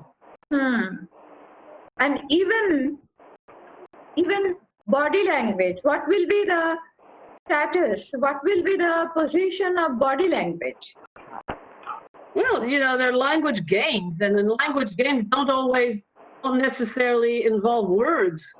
So there are both words and language in a language game, and sometimes, Wittgenstein is wonderful in that he, for him, a word or a gesture can be as meaningful as a word.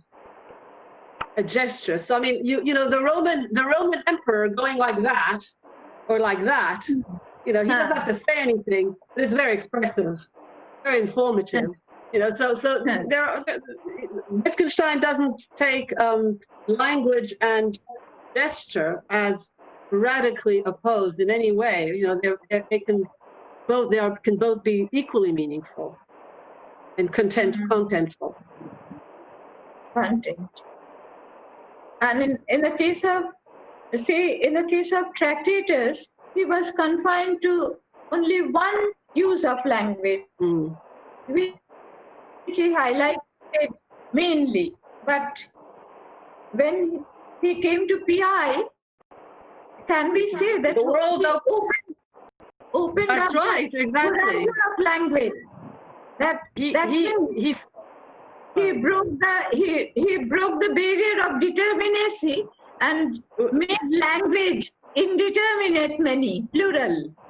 Will you accept Very it? good, yes, absolutely. I mean, not all of it, but certainly most of it, that's for sure. And he also found, context, which isn't so. That's where our concepts have meaning only in the stream of life, he will say. And he's found the stream of life and the importance of the stream of life for meaning. this is a great discovery, and we owe, you know, that is what I think. That's where Wittgenstein's genius lies. And only the last question, this is also my worry, that can we accommodate communication by within the domain of language game or form of life? Will you accept it? Communication. We can I communicate think both.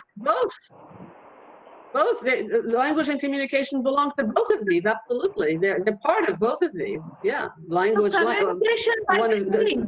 Communication by showing is also a language game. It is also a reflection of a form of life. Absolutely. Am I correct? Okay, thank you. Completely, part of the language game. Yes, we agree completely here. Because I'll be harping on that point, so I needed your support. Thanks. Thank you for your Dr. Anirban Mukherjee. Hello, yeah. Thank you for the talk. I think we are all brought up by this one way of understanding form of life that you have put forward. I think there is a space for multiple ways in which we could understand form of life, as both in terms of biologically as well as culturally. And both these understandings have their role in interpreting Wittgenstein. So of course, like if we need a scientific community, international, universal scientific laws and scientific projects, we need a certain form of life which applies to all humans as humans.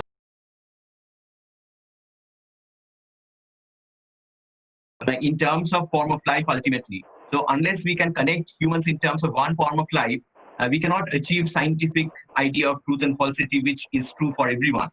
But on the other hand, there is also the concept of alternative sciences, alternative epistemologies, and different ideas of truth and falsity, which are rooted in community practices, which could also be termed some kind of form of life, within which different language games get played. Okay, so I think there is a space within Wittgenstein to accommodate both this understanding of form of life. We don't need to go for one at the cost of the other. Oh, I completely agree. This is what I disagree with both Garver and Baker and Hacker, because they want to be exclusive. Either it's biological or it's cultural, and I said no, both certainly in the human form of life, you get both the biological and the cultural seen from a broader perspective, so a more basic cultural, and then in the local form of life, in the cultural, then you get the in the cultural form of life. I just lost my train of thought here. You get the cultural within the human form of life. You also get the cultural. Sorry, I've just lost my train of thought. Did I answer your question? Yeah. I think this makes it much kind of more whatever you were trying to say, more acceptable in a sense, because at least to the worries that were raised over here, I think I got it. Like you were saying that we have to understand form of life only in the biological sense. Oh no! Was I not clear on that? Oh no, not at all. Sorry about that. No. I mean, I make a distinct, a very clear difference between the one human form of life and the many forms of human life. Right. So and both of them are very, very important. I don't see how you can get away with. Now, that's what I was trying to say, where I lost my train of thought. There's a sense of culture which belongs to the human form of life, which is the kind of proto-culture that I was talking about, thanks to Canfield. And then there's a kind of much more, as you were saying, much more specific and local cultures in the different forms of human life. Right. Thank you. Professor Sharaf, in terms of the different forms of human life, a human being, when he is surrounded by, for example, if he is surrounded by many animals, so I'm not. You're not. I can't understand. It's very indistinct. If the human being, if the person, for example, is surrounded by many animals, for example, if he is surrounded by animals, then will the animal forms of life will also incorporate to the human form of life? Then that because there are different forms of life, then the animal forms of life will it also incorporate in this? So what would be your reaction? I'm not sure I heard you, but I think you're asking if you can incorporate the animal, the Yes. non-human animal form of life in the Yes, human yes. form of life. A person is surrounded. If we see a person who acts with the animals, who is surrounded by the animals, then whether the animal forms of life will also incorporate there. Can you type your question? I don't know why from you it's not clear. I can understand others, but you're Okay. breaking up. Can you type your Okay. question?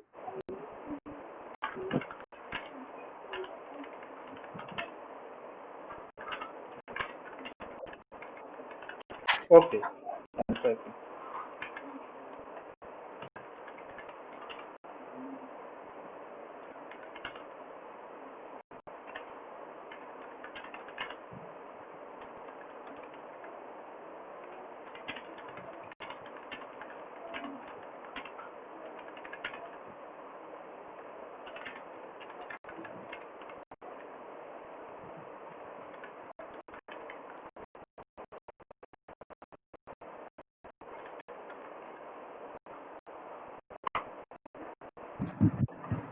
Hello, Gour. Hello, Gour. Yes, I have just typed my question there. Invite the next speaker, please. Invite. We can talk about it later, Professor Sharok. We can talk about it later. Yeah. Yes. Okay. Yeah. You can just right. We can do that. Yes. No problem. So I leave it Thank to you, Professor everybody, Sharok. for your Yes, questions. thank you. Thank you. And thank you, Peter Sharok also. He was also present here. And the speakers who asked the questions. Professor Sharok, please proceed. Okay. Okay. Thank you, Professor Sharak Madam, for your nice presentation. Now we are going to our second speaker's talk. It's a great pleasure for me to introduce our research person, Professor Indrani Kanal. Is a learned scholar, former professor in philosophy, Jadavpur University, founder, coordinator, Center for Sri Aurobindo Studies, Department of Philosophy, Jadavpur University. He is our honorable member of the Board of Research Study. Actually, we are very much close to her. She loves us. She is one of our family members. We are always immensely benefited from her able guidance, inspiration, and advice. Professor Indrani Kanal is an eminent scholar of Wittgenstein. She is best known for her critical and analytic writings. She has committed her academic career to teaching and research, mostly in the areas of Western philosophical logic and philosophy of language, Indian ethics, and philosophy of Sri Aurobindo. She is the author of Modality, Essence, and Possible Worlds. Through the lens of thermoethics on essentialist claims, Tractatus Logico-Philosophicus, translated in Bengali. Edited anthologies are known as Ethics and Culture, Sri Aurobindo, the Poet, Yogi, and Philosopher. Apart from this, he has edited 8 anthologies jointly with others. Palali published many articles in the reputed journals and anthology. Under Indo-French exchange program, visited University of Paris and delivered invited lectures in US universities. Today she will be sharing with us our expert philosophical views,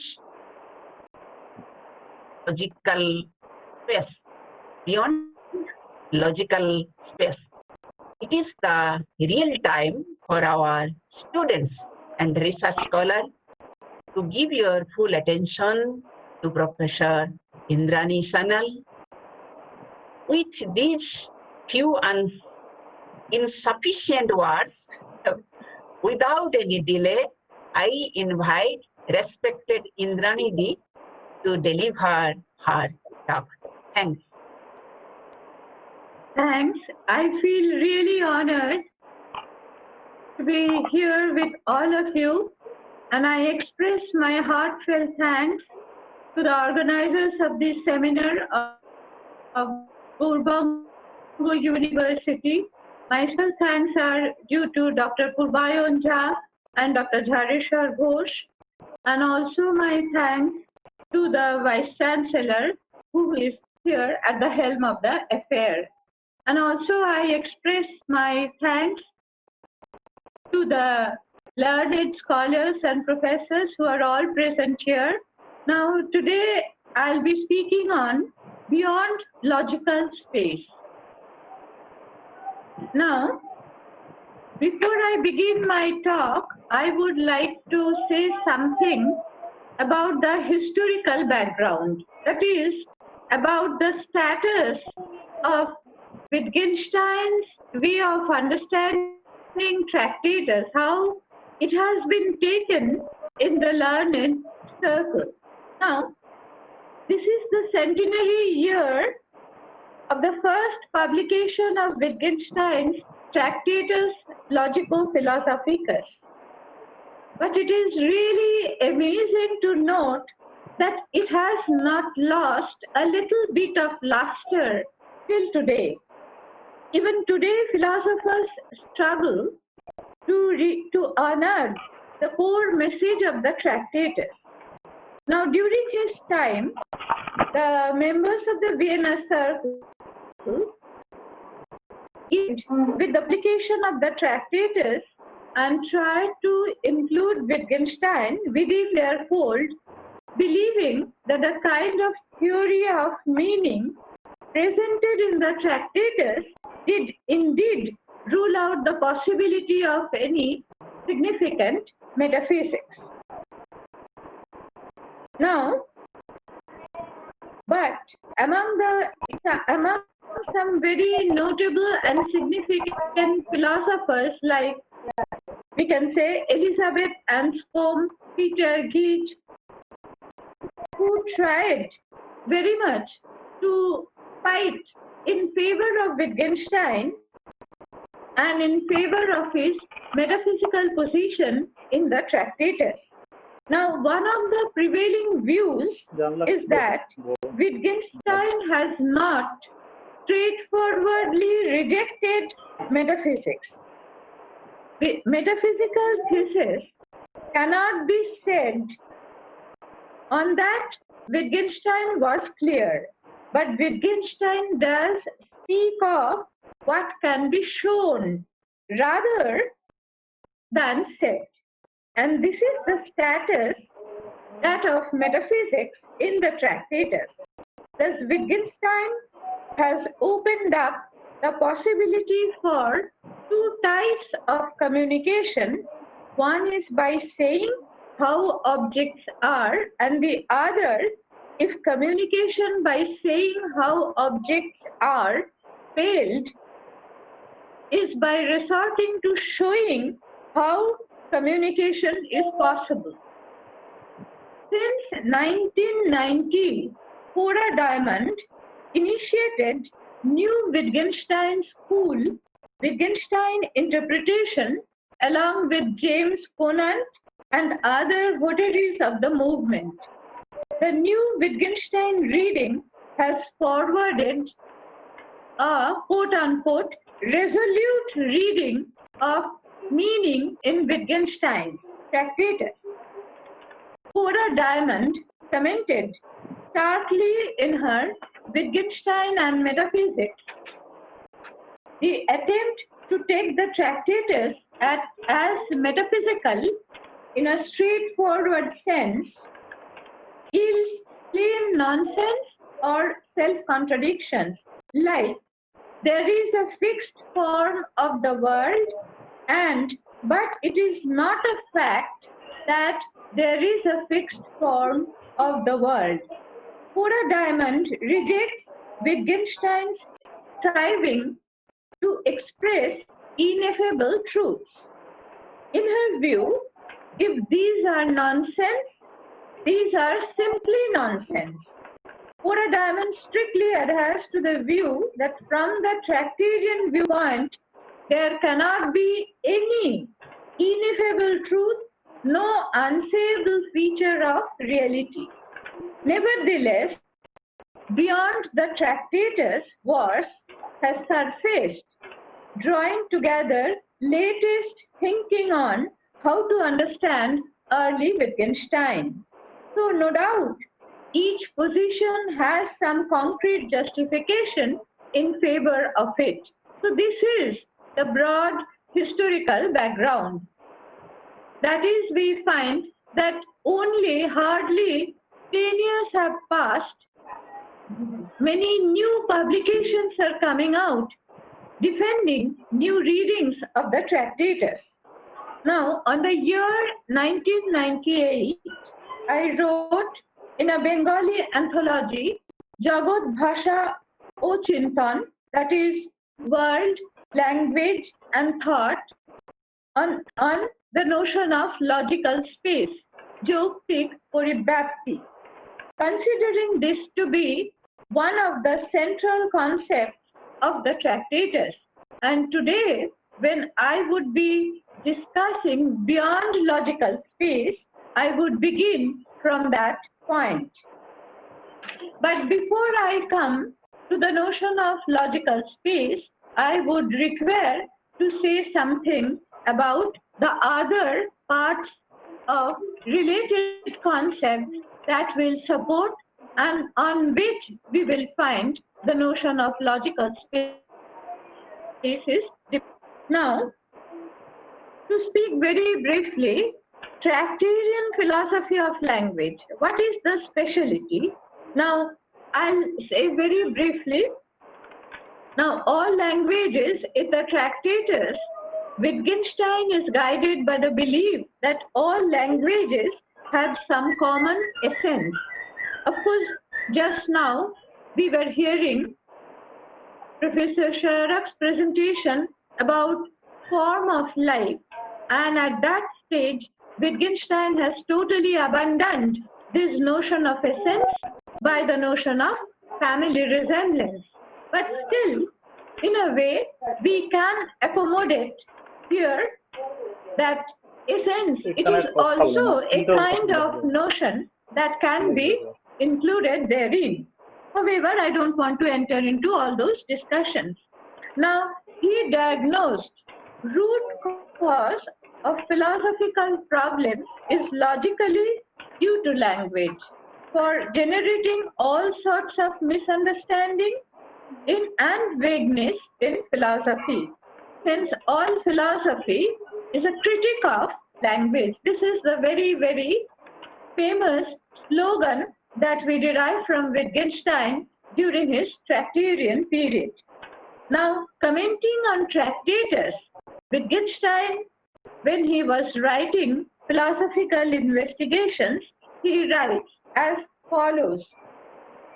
But now it may come to look as if there was something like a final analysis of a language. That is, in the Tractatus, he believed that we can get to the core essential aspect of language by resorting to the practice of analysis. And he believed that by analysis, we can arrive at a final level of analysis.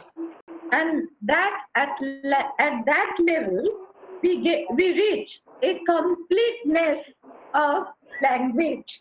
That is, if our usual forms of expressions were essentially unanalyzed, as if there was something hidden in them, and that had to be brought to light. And when this is done, the expression is completely clarified and our problem is solved. But now it may look as if we were moving towards a particular state, a state of exact completeness, as if this were the goal of our investigation. And finally, this finds expression in question as to the essence of language, of propositions, of thought. So I would sum up briefly the Tractarian position on language. That is, language at its surface level is full of misunderstanding. Its real features are not exposed at its surface level. We need to unearth its surface level. We go to its deeper level, and if we can reach the deeper level by analysis, we will reach a state where we can say the analysis has completed. That is, there is a state where we can say it is the final state of analysis. Now, on the basis of this, Wittgenstein proceeded further.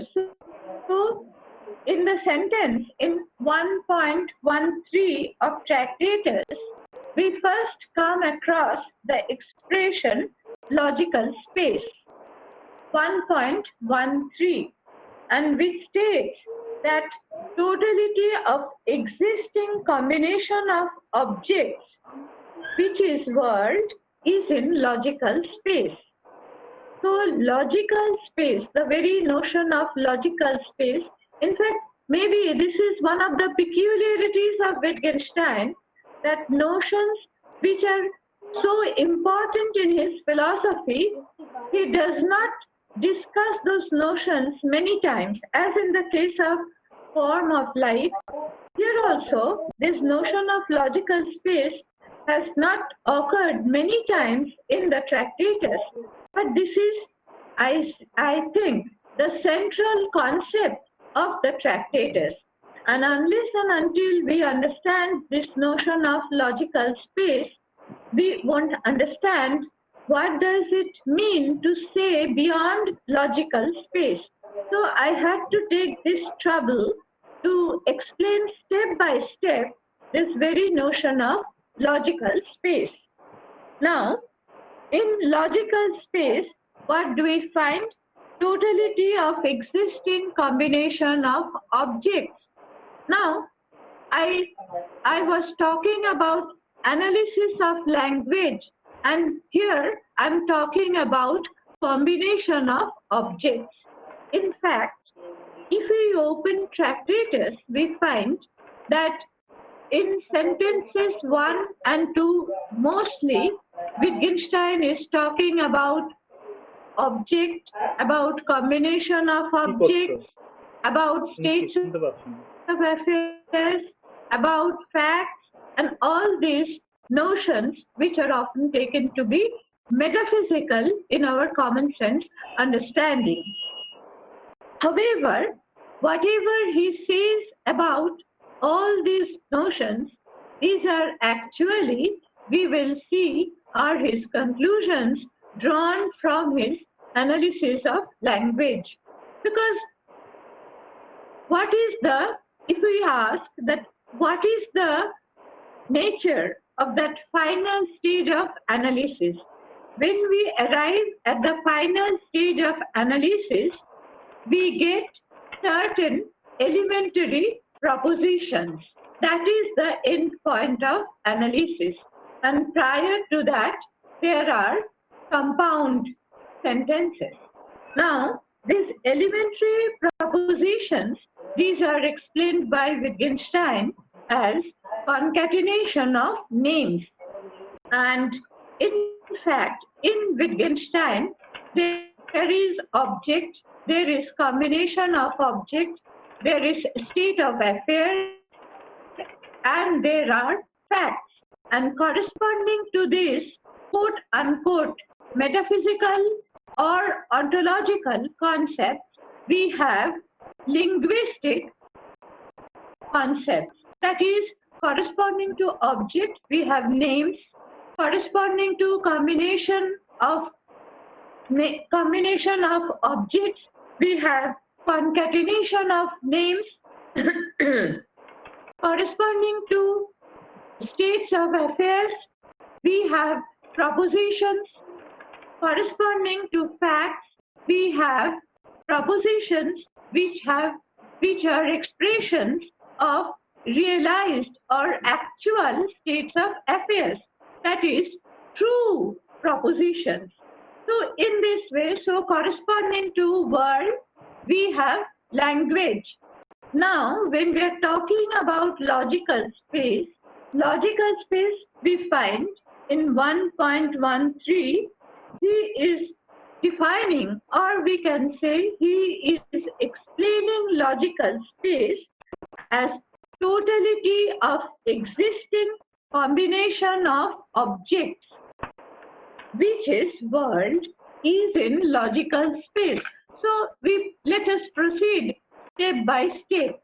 Logical space is something which we can say, again I am speaking very crudely, is a locus for including world. Now for Wittgenstein, what is world? World, he says, combinations of objects.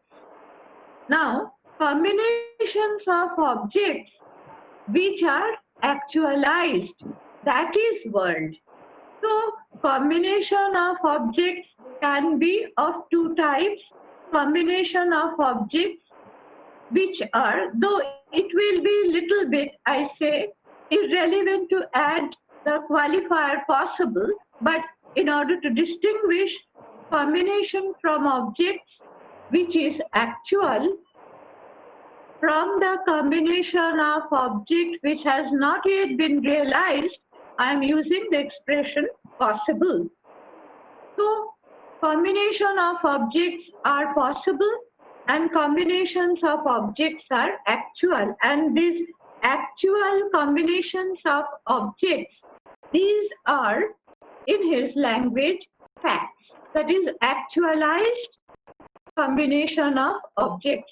So world, he speaks of world, and sometimes he takes world and reality to be synonymous, and in that sense world and reality, that is reality when it is taken to be strictly synonymous with world, it includes all actual combination of objects, and that is nothing but saying the world is totality of facts and not of things. World is totality of facts, that is all the totality of combinations of objects that constitutes world. So each and every combination of objects which are actual, that is totality of combination of objects, that is world, and this world is in logical space, and this logical space includes, then we can say indirectly also objects. Why? Because combination of objects presupposes objects, and according to Wittgenstein, objects contain the possibility of combining that is the essence of object, but not each and every object can combine with any and every object. So there are certain strict rules for combining, and that object A can combine with object B, but it is quite possible that object A cannot combine with object C. So all these combinations, that is also determined by some inner essence that are inherent in objects. But when we are talking about objects, when we are talking about world is totality of combination of objects. So there are objects. Now objects are in a way locus of all sorts of possibilities of combination that is essential to that particular object. So when we are talking about any particular combination of objects, we are also taking with that particular object all the possibilities which has actualized and possibility which has not yet actualized, which is still an unrealized possibility, but totality of all these combinations is there. So in a way, when we are talking about totality of combination of objects, we are also talking about totality of both actual combination of objects and also totality of all possible combination of objects. So actually, this logical space is, we can say, is housing all the possibilities, both realized and unrealized, and along with the main agent of involving or main agent of initiating this kind of possibility. But here we will come to the context of, now we will go to the context of language. Now what is language? Relation between logical space and language. Now, as I was telling, that corresponding to all metaphysical concepts, there are linguistic concepts in the Tractatus. Now, corresponding to combination of objects, that is actualized combination of objects, we have sentences. Now, combination of object we have seen can be both compound and combination of object can be atomic or elementary. And so corresponding to combination of object, there can be compound propositions and elementary propositions. Now, let us try to find out how he relates language here with logical space. Now, in the Tractatus, the verily announced objective of Wittgenstein was to find out the hidden logic of language through analysis that I have already emphasized. And he was quite sure what the world is may be stated in a priori way just by deciphering the logic of the language. And logical space, it is the seat of that whole enterprise. Now, in his Tractarian scheme, language is a picture of the world, and in virtue of being a picture of the world, according to him, a picture has logico-pictorial form in common with what it depicts. Now, again, I'll have to touch upon very briefly on his pictorial theory of meaning. That is what is often called picture theory of meaning of the Tractatus. Now picture depicts. So there has to be reality for picture to depict reality. And thus for Wittgenstein, what else can be primitive other than logic? Now, among those who have interpreted Wittgenstein as giving primacy to logic have gone to the extent of denying any realistic account of the world. I'll omit this few lines here because I'll come to that topic later on. Now, the main intention of Wittgenstein was to put emphasis on the isomorphism between logical form of language and the form of the world. Now, how does he come to the world?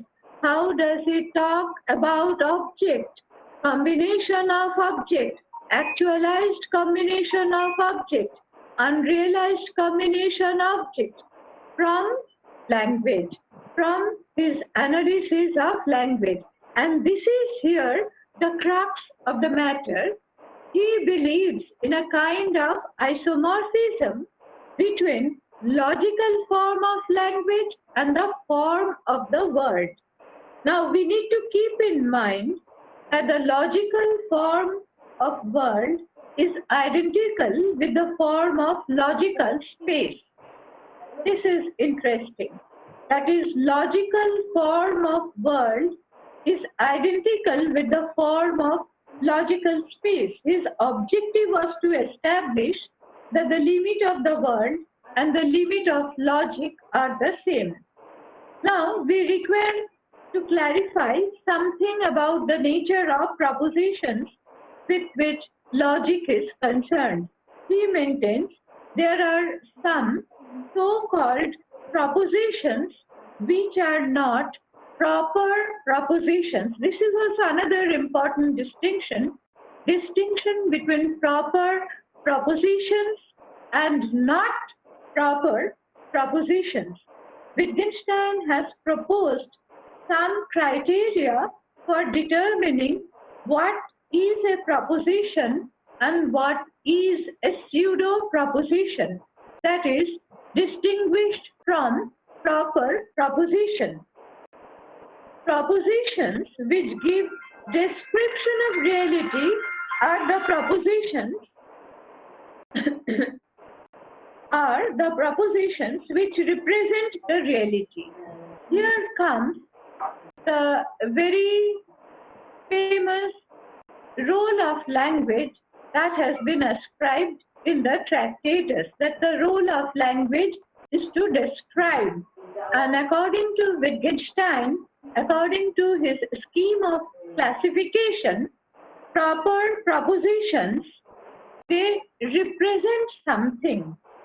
And this sort of propositions, and according to Wittgenstein, propositions then which represent reality, these are to be regarded as proper propositions. Now, according to Wittgenstein, these are only commendable as propositions. And this sort of propositions, of course, when we reach the final state of analysis, when we arrive at, say, elementary propositions, these elementary propositions are contingent propositions. So, after analysis, when we come to the end point of analysis, come to elementary propositions. These elementary propositions are contingent propositions. And what is the specialty of being contingent? Here, that contingent propositions can be either true or false. But apart from contingent propositions, we also talk about necessary propositions. We talk about self-contradictory propositions, because these are very common nomenclature of propositions when we are dealing with especially truth-functional logic. But according to Wittgenstein here, these are of course not to be granted status of proper propositions. That is, which are necessary propositions and which are contradictory propositions. In the first place, these are not elementary propositions, because how do we arrive at a necessary proposition? If we want to construct a necessary proposition, we have to bring in some modal operator. That means it is no longer an elementary proposition. And when we are talking about contradictory propositions, in that case also, it cannot be a contingent proposition, because here also we have to include negation, that is a negative operator. But that is not the only reason, and also that is not an important reason which has been raised here by Wittgenstein to explain why contradictory propositions and tautological propositions are not regarded by him as proper propositions, but reasons are different. Now let me explain the reason. Now Wittgenstein, while discussing about necessarily true propositions or necessarily false propositions, is not completely deviating from the standard uses.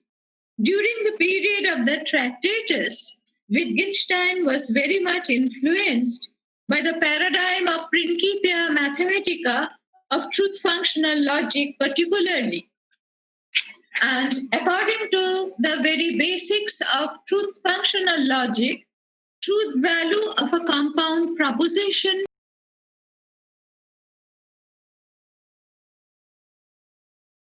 constituent elementary propositions. These are all very basic things that we have already learned when we read about truth functional logic. Now, in the case of a necessarily true proposition, which is also called a tautologous proposition, the truth value of a compound tautologous proposition would come out to be true in all cases of truth value assignment to elementary propositions. And similarly, in the case of necessarily false proposition, that is a contradictory proposition, the truth value for all instances will be F in the final column, whatever be the truth value constitute elementary propositions. And according to Wittgenstein, neither tautologous propositions nor self-contradictory propositions are admissible within the fold of proper propositions, for these propositions do not represent any situation of the world. So the very heart of picture theory of meaning is that it is representative. It is representing something. And so corresponding to picture, we have in language propositions.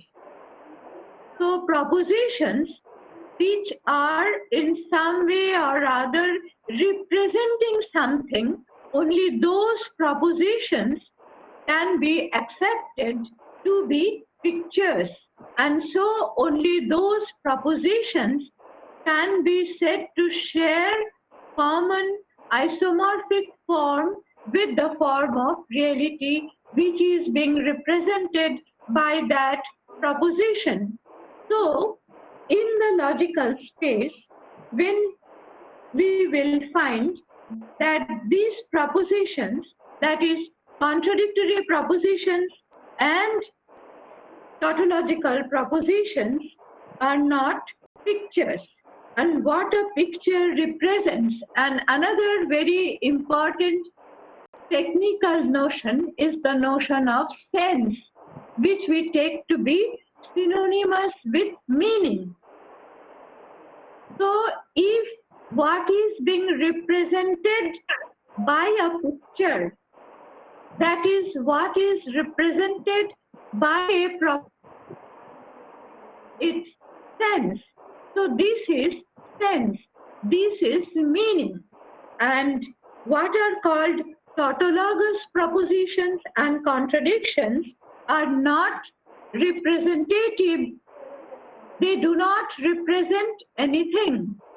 So they are said to be without sense. This is also important terminology. We will find that this notion of without sense is very important in the Tractatus. So by this time, we get the notion of having sense and notion of being without sense. So what are proper propositions? Proper propositions are those which represent something, and only according to that requirement, only propositions which are descriptive, that is, which provide something, that can be regarded as having sense. But propositions which do not describe anything. Now, tautologous propositions, why? Now we need to understand why does Wittgenstein say that tautologous proposition does not represent, contradictory proposition does not represent, and why? Because of their failure of representing, they are characterized as without sense. Now, naturally, how this, but another point is important here. Wittgenstein adds in 4.4611 that tautologies and contradictions are, however, nonsensical, are not nonsensical. So we find Wittgenstein is drawing a distinction between being without sense and being nonsensical.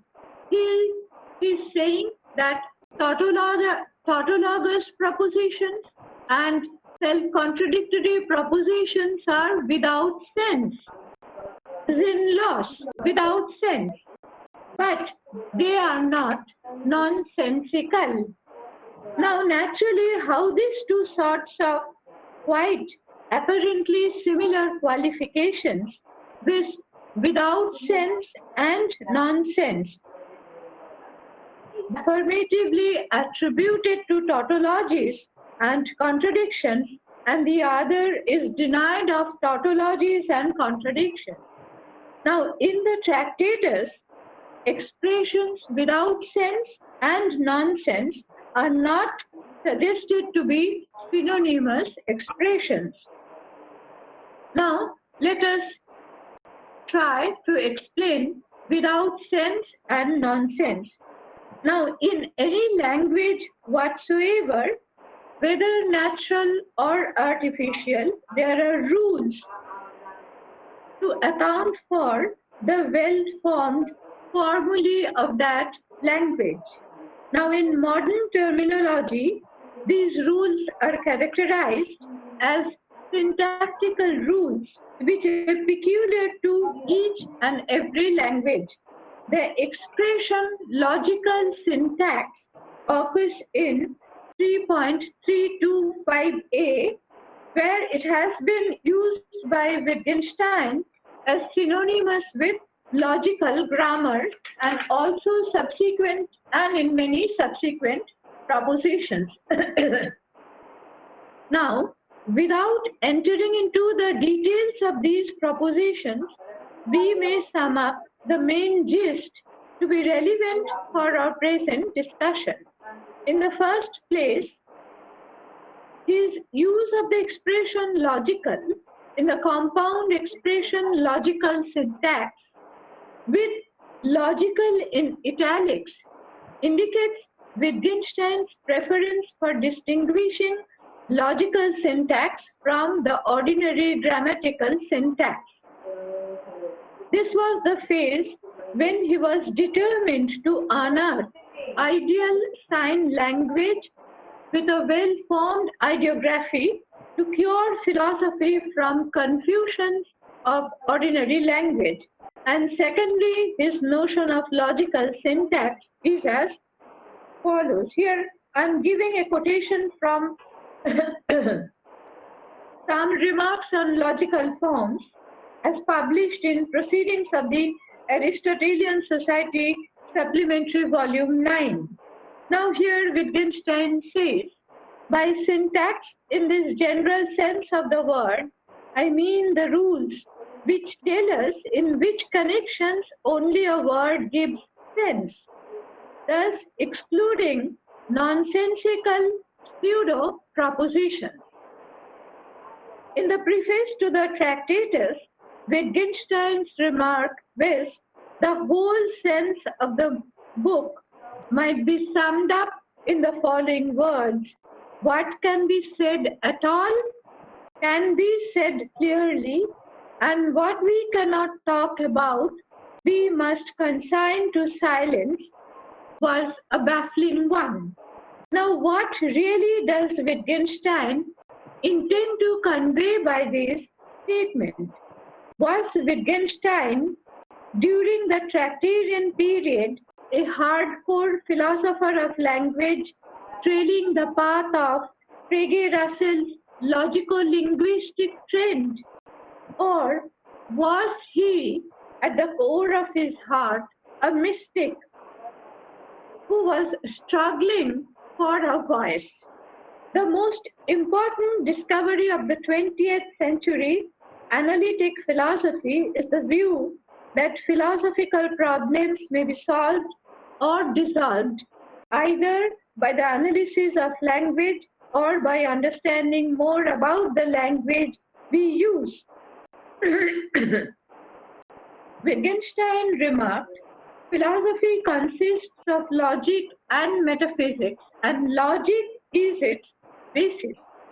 Russell was of the opinion that the new logic that he had devised with Whitehead is a logically perfect language fit to mirror the logical form of facts.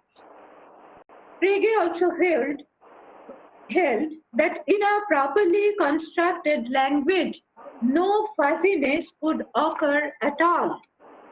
So too Wittgenstein, in the Tractarian period, language is a tool for description, and language is a kind of picture which represents reality, and in his view, the primary function that is ascribed to language is that of describing how things stand. And Wittgenstein stood the path of Russell and Frege in favoring a language with transparent syntax. Now, so what is this analysis? Now, Wittgenstein has taken the notion of analysis in the sense of decomposition of something in its constituents. Maybe he had in mind some kind of analogy with chemical analysis.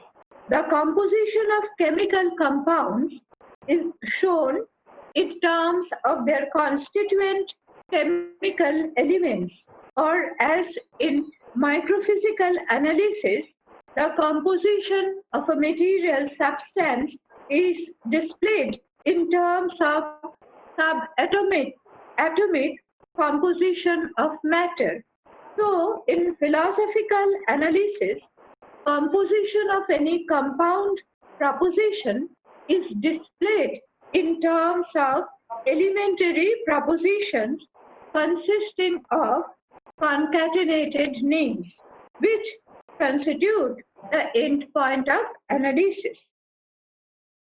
Now, the Tractatus thrives on the thesis that the sense of propositions is determinate. and it is well understood that the requirement that the simple signs be possible is the requirement that the sense be determinate. Now, how to account for this determinacy thesis?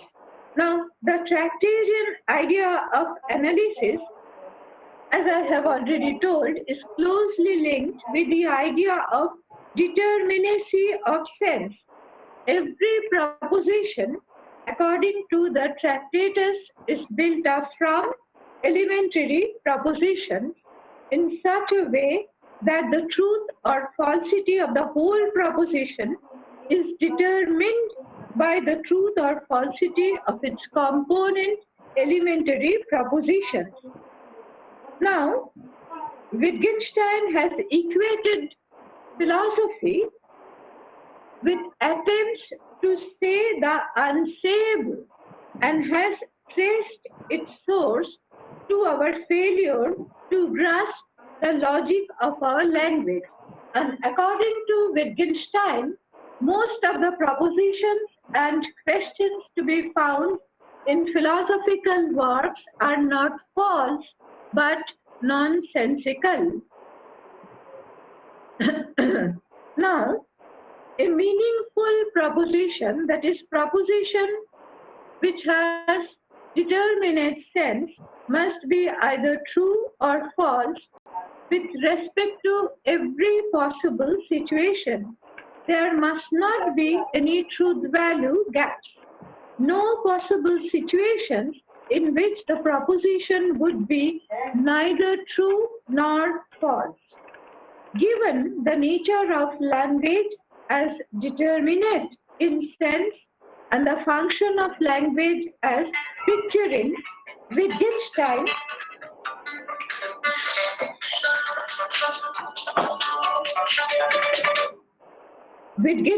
proceeds to make an important pronouncement about the limits of so-called language.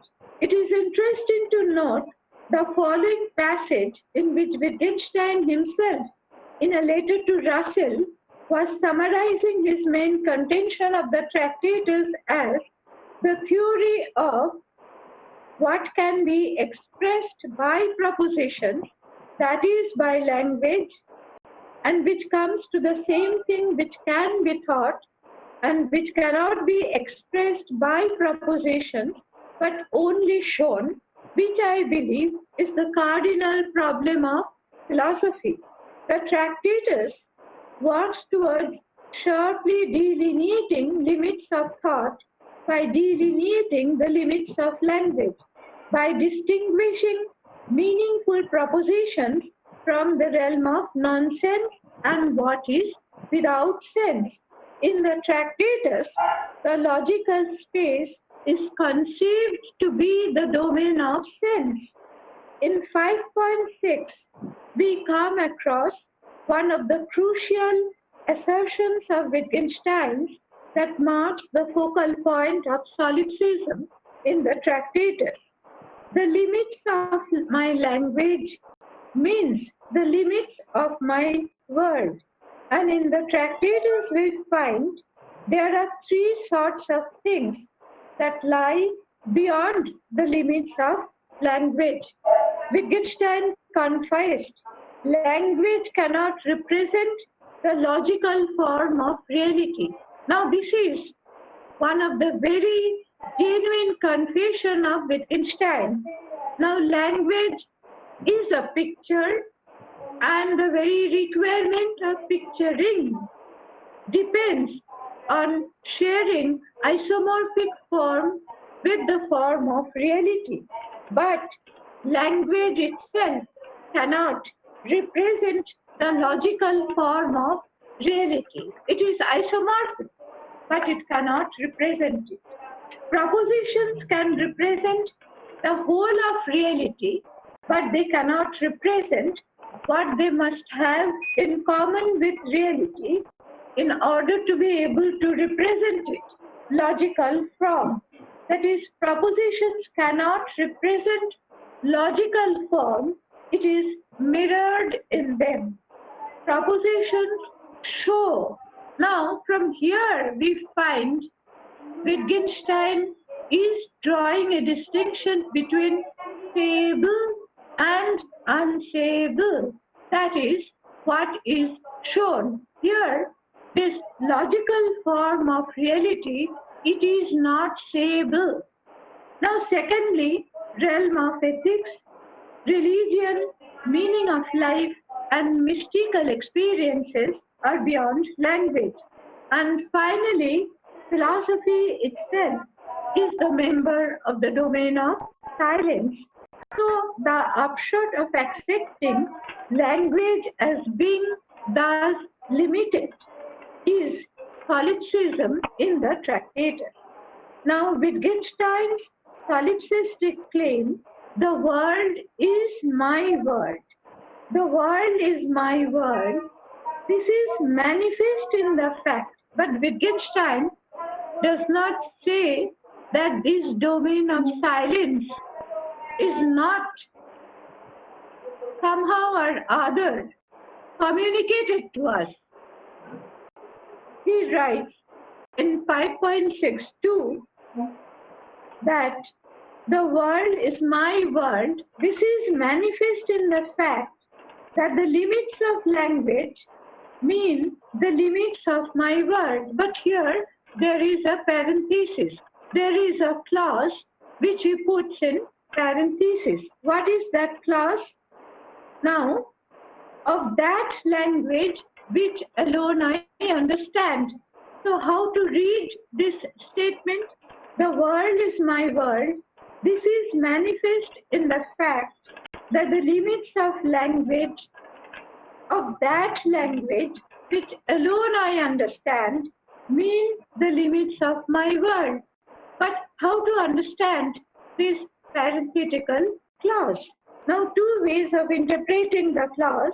It refers to a private language, a language that I alone speak. It refers to one and only language I speak. Now, Wittgenstein here subscribes to the second interpretation. He is not talking about any private language which is peculiar to each individual speaker, but he is referring to one and only language. Now, at the very beginning, I pointed out that Wittgenstein is here trying to speak about a universal language, language which is common to all human beings. And so, and that is the language, and that is one and only language that we speak. In the Tractarian phase, especially for Wittgenstein, all language are one and the same as far their essence is concerned, and there is no language other than this language. So, but when he is talking about limits of language, it entails existence of two radically different kind of things. The subject of experience, the object of experience. But Wittgenstein would also maintain that subject does not belong to the world, rather it is a limit of the world. And here by subject, Wittgenstein is not talking about any psychological subject. He is saying that here by subject he does not mean a thinking, feeling subject, but here metaphysical subject is identified with totality of one's language and limits of the language with the limits of the world. And so the subject resides in language itself, not in the function of some bodily organism. Now, but here, thus we find, because I think time is coming, I don't think I have much time, so I'll have to sum up. Now I will go to one important proposition, now where Wittgenstein writes, my propositions serve as elucidations in the following way. Anyone who understands me eventually recognizes them as nonsensical when he has used them as steps to climb up beyond them. That is, when we are trying to go climb on the ladder, when we are stepping up on the ladder, that is, when we are trying to transcend the limits. Because when I say that my limit, naturally question will arise. There is a kind of transcendence. And Wittgenstein also speaks about realm of ethics, realm of aesthetics, realm of mystic experience. So definitely there is kind of transcendence. And he says in 6.522, there are indeed things that cannot be put into words. They make themselves manifest. They are what is mystical. So, in Wittgenstein, we find that he is talking about something. He is going beyond the ladder. Now, when I started my lecture, I tried to set him against philosophical, historical background. Now, we have seen among recent writers and also among the members of the Vienna Circle, they were trying to say that all these metaphysical rubbishes, these should not find place in the Tractatus. But what actually Wittgenstein would say, what actually Wittgenstein's reaction would be to this kind of reactions. Now, now I began with the logical space. Now, logical space is the domain of determinate sense, because in logical space we find only those propositions are accepted as proper propositions which have sense. And so the sense, to have sense, is to occupy a space in logical space. And what are called tautologous propositions, what are called contradictory propositions, they do not occupy any particular space in logical space. Wittgenstein said logical, that is what are called tautological propositions. Tautological propositions cover the entire logical space, and contradictory propositions, these contradictory propositions, they shut out entire logical space.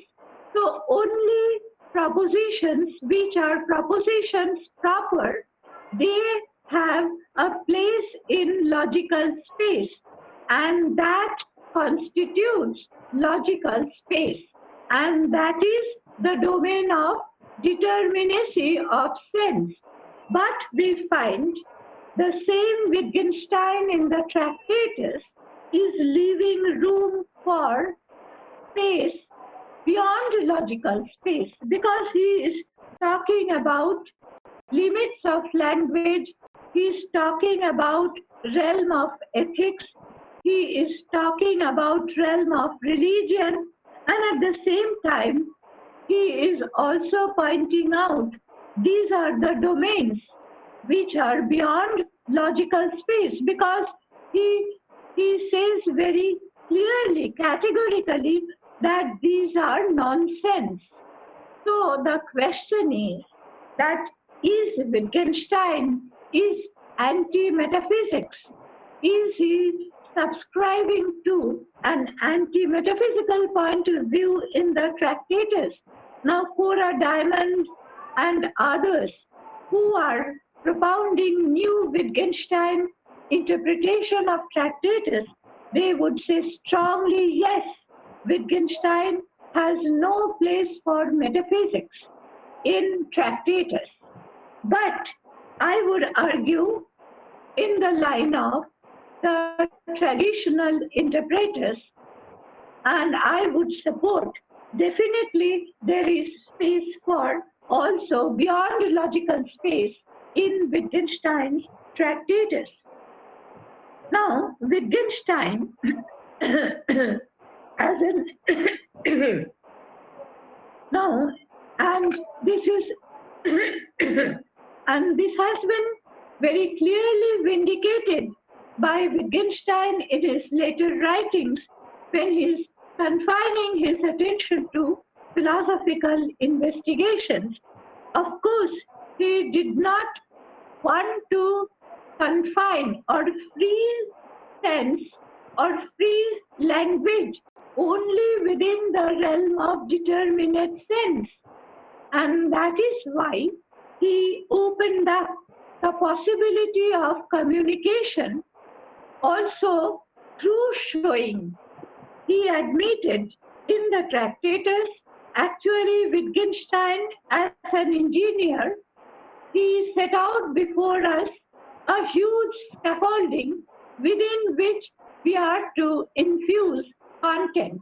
He provided us content depending on two valued logic. But we know the enormous development of logic, and logic has not confined himself. Okay, I'll have to conclude. Okay. So this is my point and this is my position. So I think Wittgenstein should not be called anti-metaphysics in the Tractatus. This is my final conclusion. Thanks. Thank you, Professor Indrani Tandon, for the wonderful lecture. Hello, audible perhaps.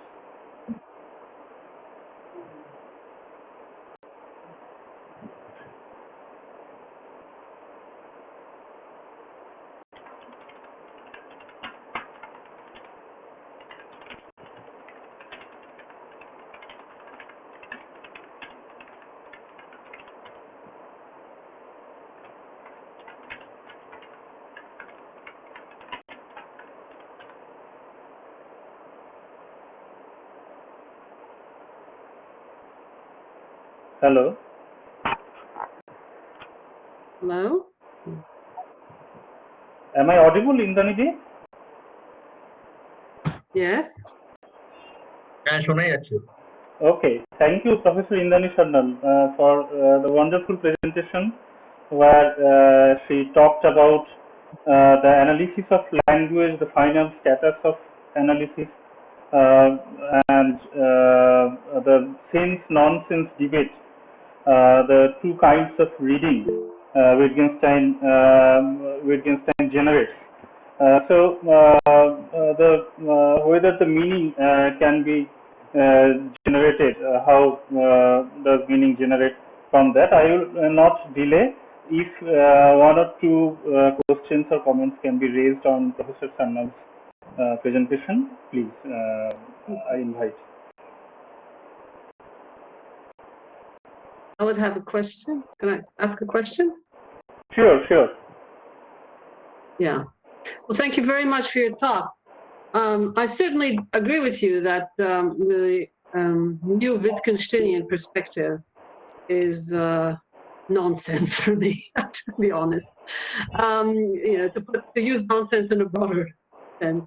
But I'm not sure that it's metaphysical either. I would take a more grammatical view of the Tractatus. I do that in a paper I've written entitled "The Good Sense of Nonsense," which for me, anything that's not sort of a bipolar proposition and that sort of stands for a kind of elucidation or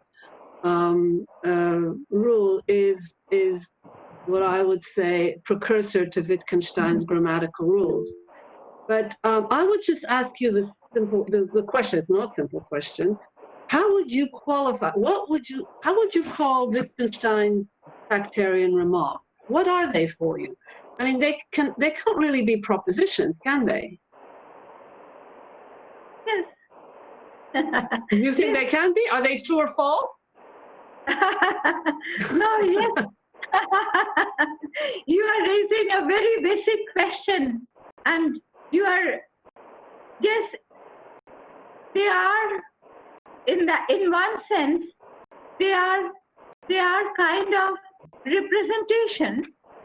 They are endeavoring to represent some feature of the world, some feature of reality in that sense.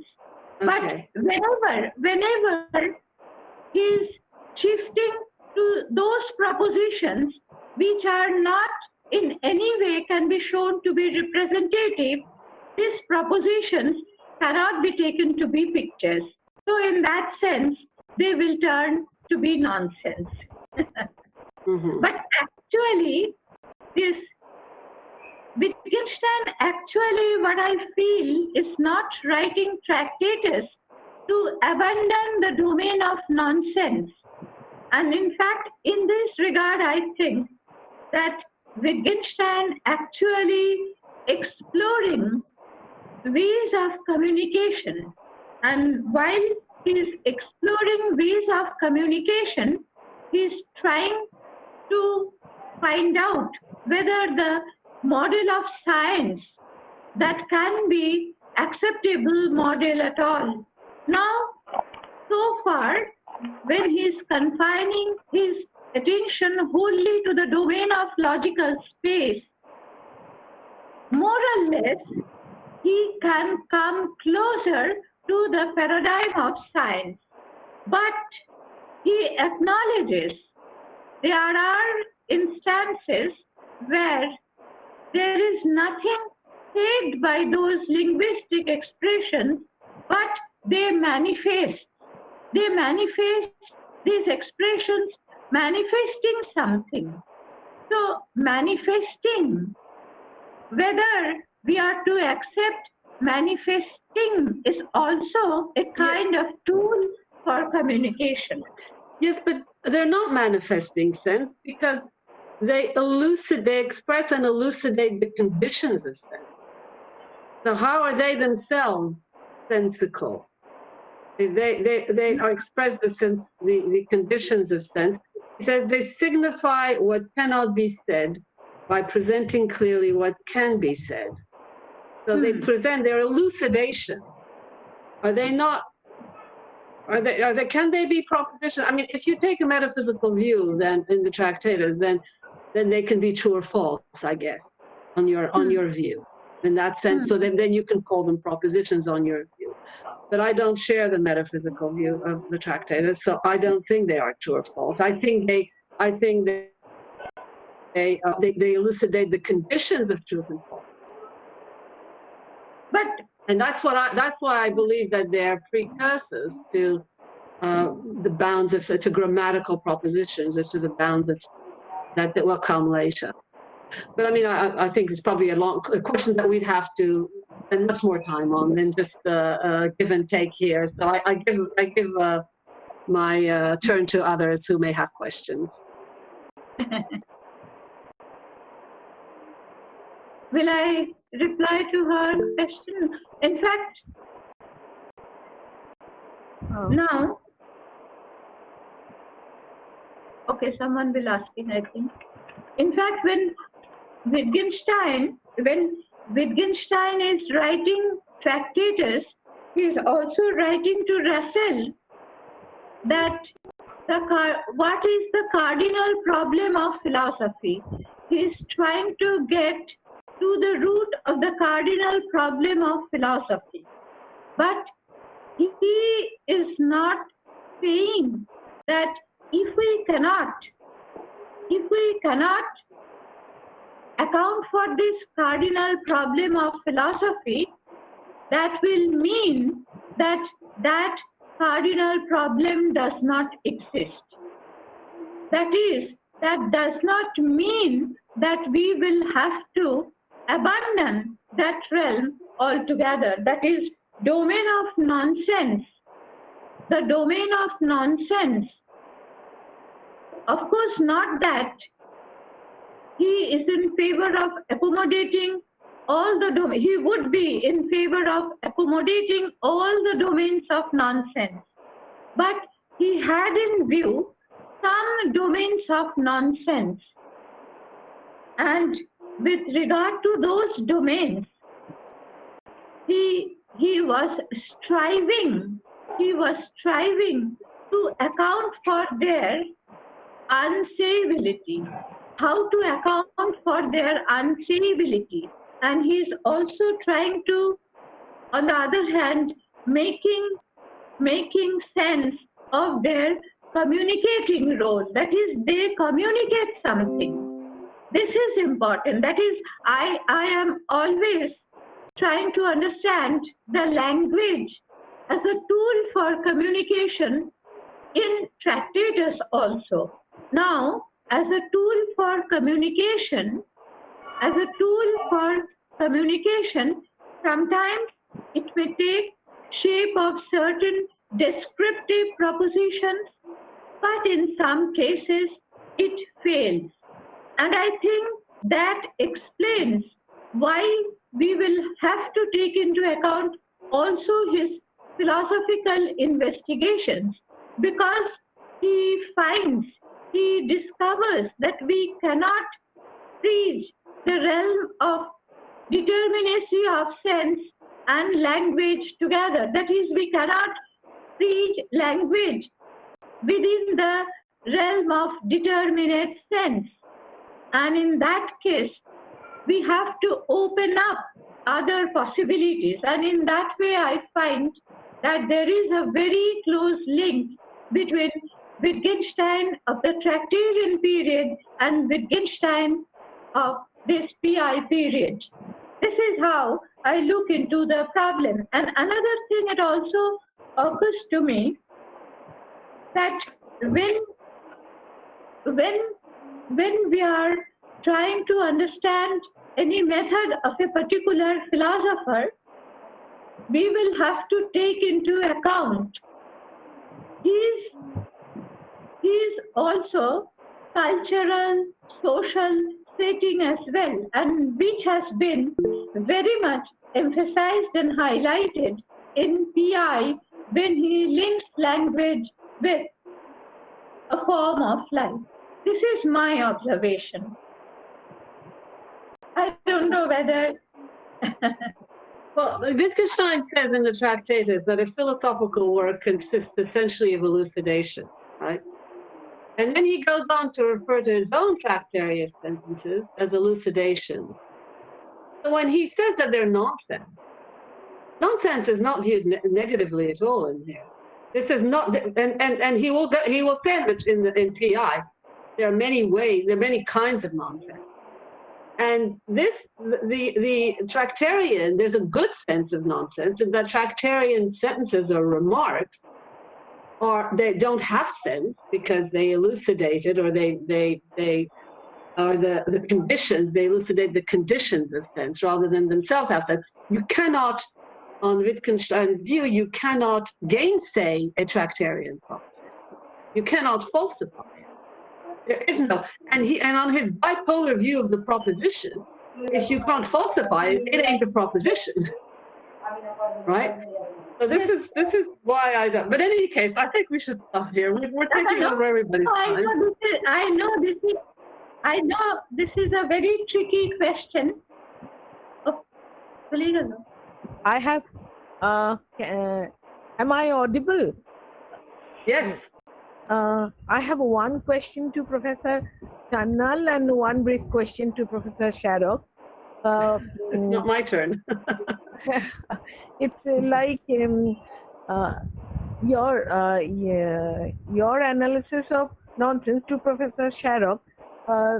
Like you want to say you don't believe in Gour diamonds, like their kind of nonsense. No. No, I don't buy their interpretation of the Tractatus at all. For them, the Tractatus is a hope. They're presenting, Wittgenstein is supposed to be presenting a view that he doesn't believe in at all, and make you reject. So it's a kind of emetic, you know, the emetic where you you swallow something to throw up. So he's making you swallow the Tractatus so that you can throw it up, as it were, and reject it. I don't buy that. Wittgenstein is no joker. That's not illuminating nonsense. So, do you believe that the grammatical features or whatever it elucidates, is it illuminating to its readers?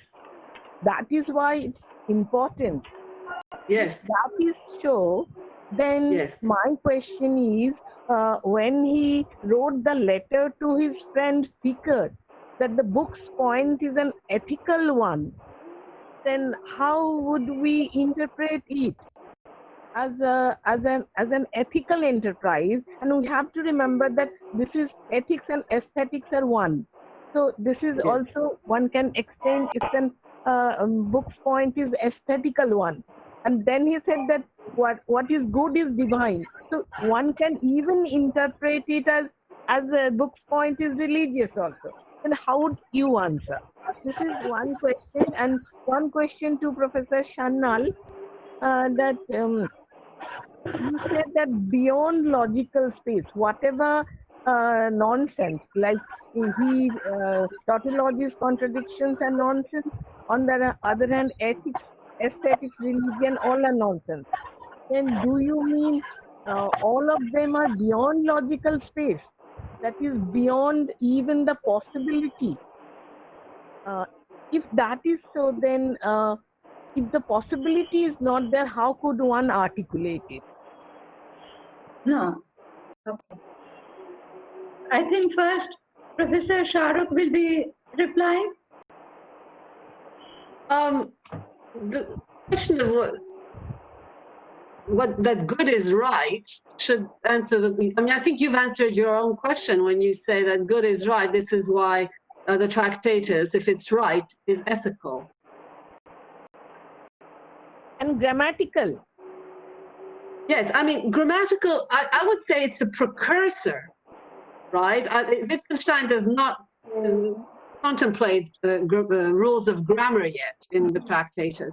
But I believe, and I've written a paper on this, I believe that it is that these bounds of sense that are the Tractarian remarks are precursors to grammar and to grammatical bounds of sense.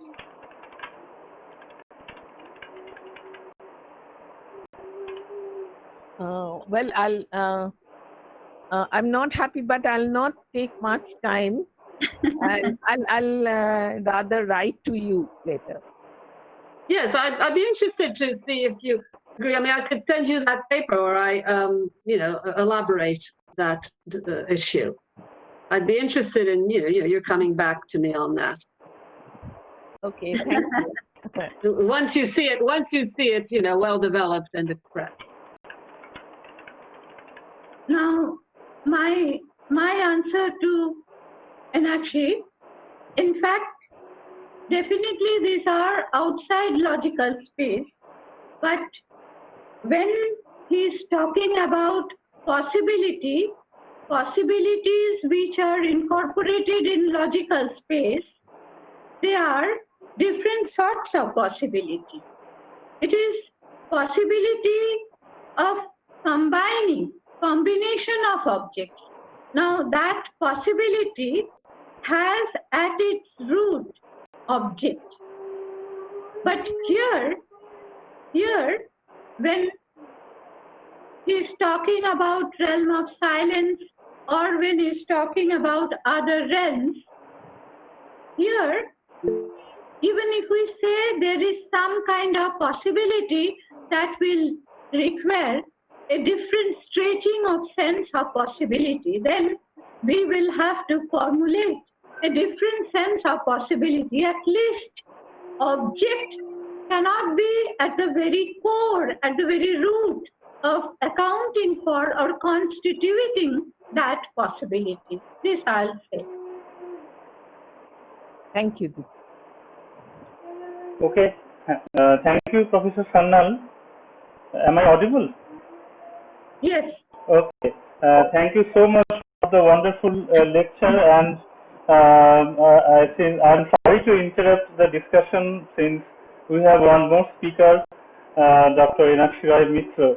So the discussions and papers presentations are so thought-provoking that it will take some more time to conclude, or even we can't even conclude. So thank you, Professor Shannan, for the wonderful speech and discussion. Thanks to Professor Danieli Moel Sharok and Professor Priyambada Sarkar also for raising the issues. Now let us move on to the next speaker. She is Dr. Inakshi Rai Mitra. She teaches at the Department of Philosophy, University of Delhi, and she is very much adept to Wittgenstein's philosophy. Her recent publications are the books Later Wittgenstein on Language and Mathematics, a non-foundational narration published from Indian Institute of Advanced Studies, Shimla, and in 2019 she has published references Action, Space and Time in Later Wittgenstein from IIS Shimla. She has published article Wittgenstein on the Foundations of of Language, a non-foundational narration in the journal Humanities and Social Sciences, published from IIS Shimla, and Wittgenstein and Davidson on Actions, a contrastive analysis from there, and many other journals and book chapters from different from reputed national and international journals, and she has presented Wittgenstein of Nishkam Karma in an anthology published by the Austrian Ludwig Wittgenstein Society in its conference proceedings. In its 41st proceedings, she has published Wittgenstein Critique of Mathematical Formalism also, and she has delivered many lectures, including a paper entitled Dispersing the Inner, Recoiling the Outer, a later Wittgensteinian narrative for art and literature, in an international conference at University of Seville, Spain, in 2018, and presented a paper titled Reading Wittgenstein Beyond the Polemics of Determinism in Determinism in the 42nd Wittgenstein Symposium in Kirchberg, Austria in 2019, and attended the summer school also there. So we expect a very thought-provoking paper from Dr. Inakshi Rai Mitra. So please, Professor Mitra, if you can kindly begin your talk. Thank you. Thanks, Purbayan. Thanks, everybody. Thanks, Purbayan, for that very kind introduction. But I don't know whether I will be able to fulfill your expectation. And also now in Indian Standard Time, it's past dinner time. So I'm just worried whether I will be, taxing my audience's presence. So anyway, what I would be wanting to do, let me get straight into the paper. So first part of my paper, I would, am I audible, by the way? Is my diction clear? Absolutely, very clear. Okay, thank you. Yeah, so the first part of my paper, I would be rehearsing, or rather reconceiving, the way Wittgenstein related the crucial notions of determinacy and certainty, language game, and forms of living, because determinacy is the theme of this webinar. So, and based on in the second part of the paper, what I would like to do is, based on these basic themes of Wittgenstein, I would try a thought experiment, that is to cast a side light on the issue whether corona pandemic can be pushed to certain extremities, where it can be seen as creating a new form of indeterminacy, a new form of uncertainty, urging us either towards a new form of living, or reverting or urging us to revert back or to realize our old familiar forms of living, which hits us non-propositionally. Here, I realized that I would have to, draw substantially from what Professor Sharok had, kind of elucidated, thanks to her. But of course, there will be certain ways I would, the direction of my argument might be going a bit different direction. Anyway, so I have to reiterate certain very basic notions of later Wittgenstein's philosophy, and just to set the background, I want to be as brief as possible. We know that for later Wittgenstein, none of these usually proposed foundations of language like universals, like verbal rules, like physical ostension and inner ostension, none of these would serve as foundations, mainly because they do not carry their meaning on their sleeves. They are not self-interpretive. Any of these contents would demand disambiguation, would demand further interpretations of interpretations in an indefinite process.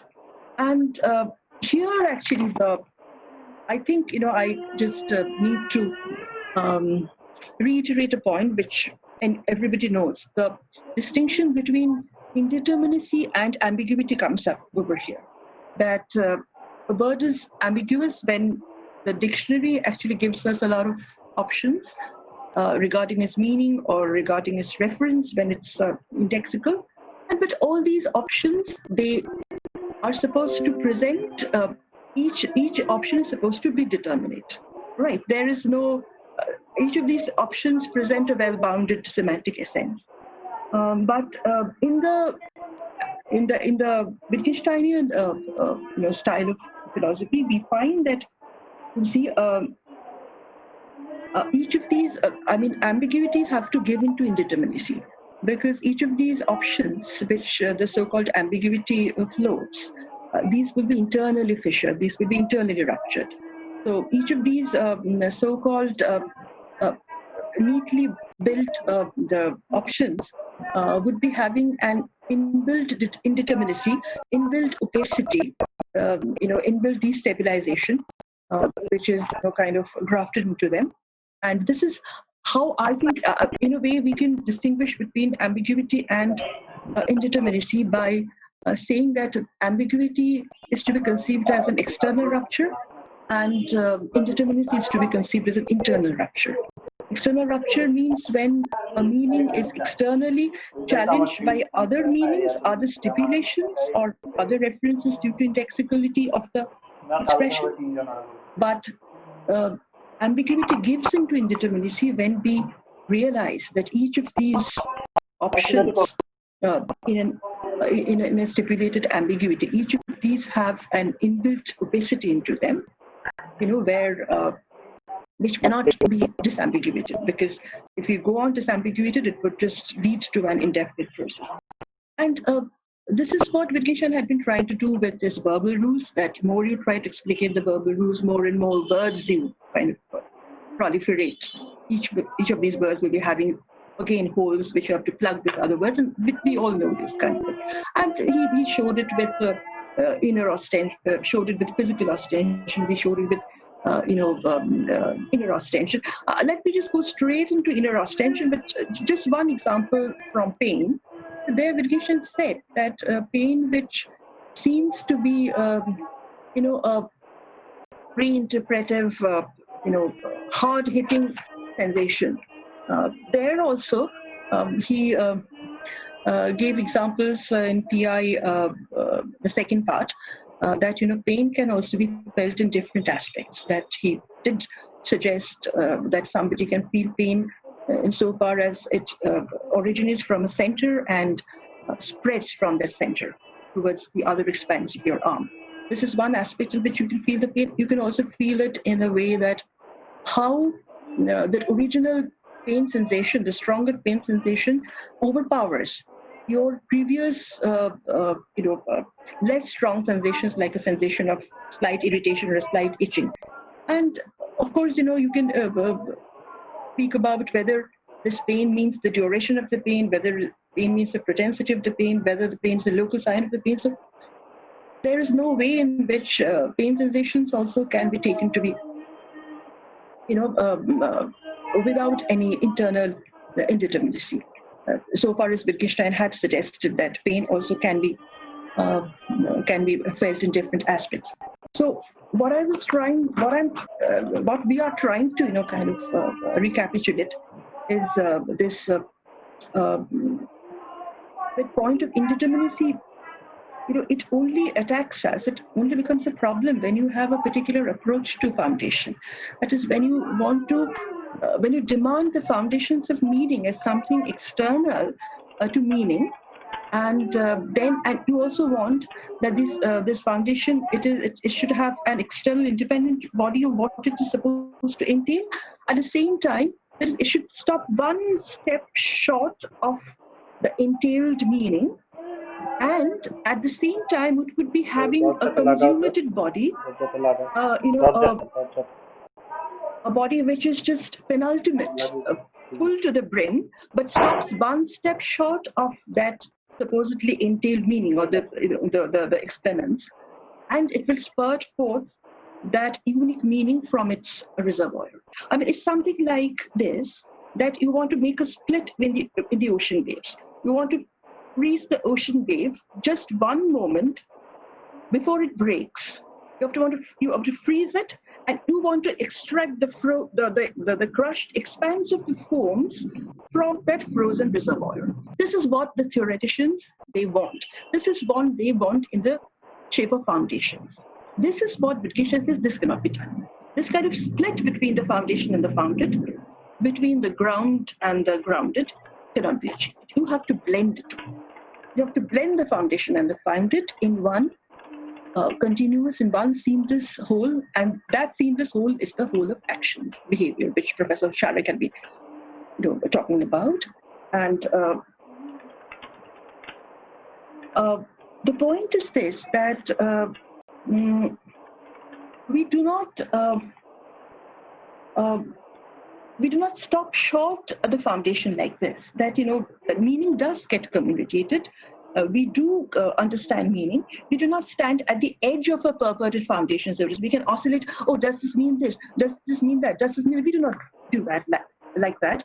And here I think that I'm tempted to quote a particular excerpt from philosophical remarks, that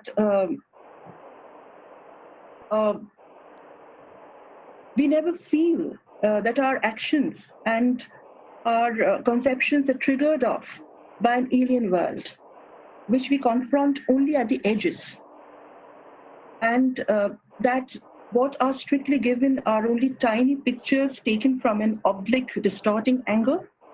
We never feel, we see space again. But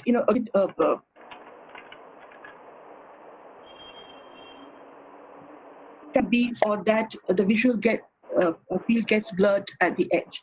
So that's the point, because we never feel that we are stopping at the edge. And here is the foundation. It doesn't go further. And from here, I have to oscillate between the different options. So the point is this, that we have to blend the foundation and the founded in a strenuous, incomplete stretch of behaviors. And these behaviors, which are very basic forms of behavior, and nothing but our forms of living. And why I was, when we were dealing with this issue, that how a language is a sophisticated extension of our behavior, with respect to that, I can say that our behavior itself, you see, it has a conceptual orientation. It has got a spatial distribution. It has got a spatial mobility. It has, it traces the locomotion of a single object from one place to another, to recognize the same object, having different qualities. And of course, these are unpropositionalized, but all these things are exhibited in the primitive behavior of an infant. So, and it is this primitive behavior which gets, sophisticated extension into the so-called verbal language. So,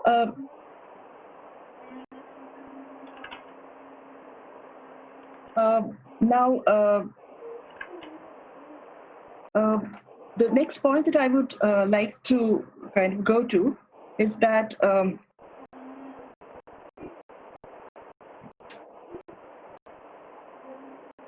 yes, I think, I was just trying to say something about there are certain philosophical proposals of saying that all the mystery of meaning, all the foundations of meaning are encapsulated into neurology.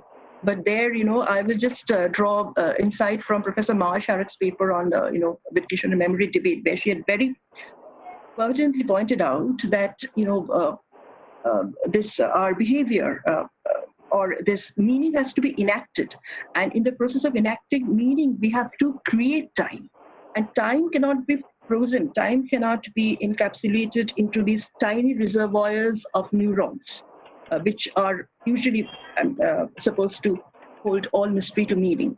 So I won't get into that, but in the second part of my paper, I think I have to run I want to run two narratives on the cells and the virus, and there I would run one very short neurological narrative versus a virological narrative. But I won't go into this philosophy of neurology or this new form of brain-body dualism. I won't go into that because that would be a kind of digression. But to come back to the point that the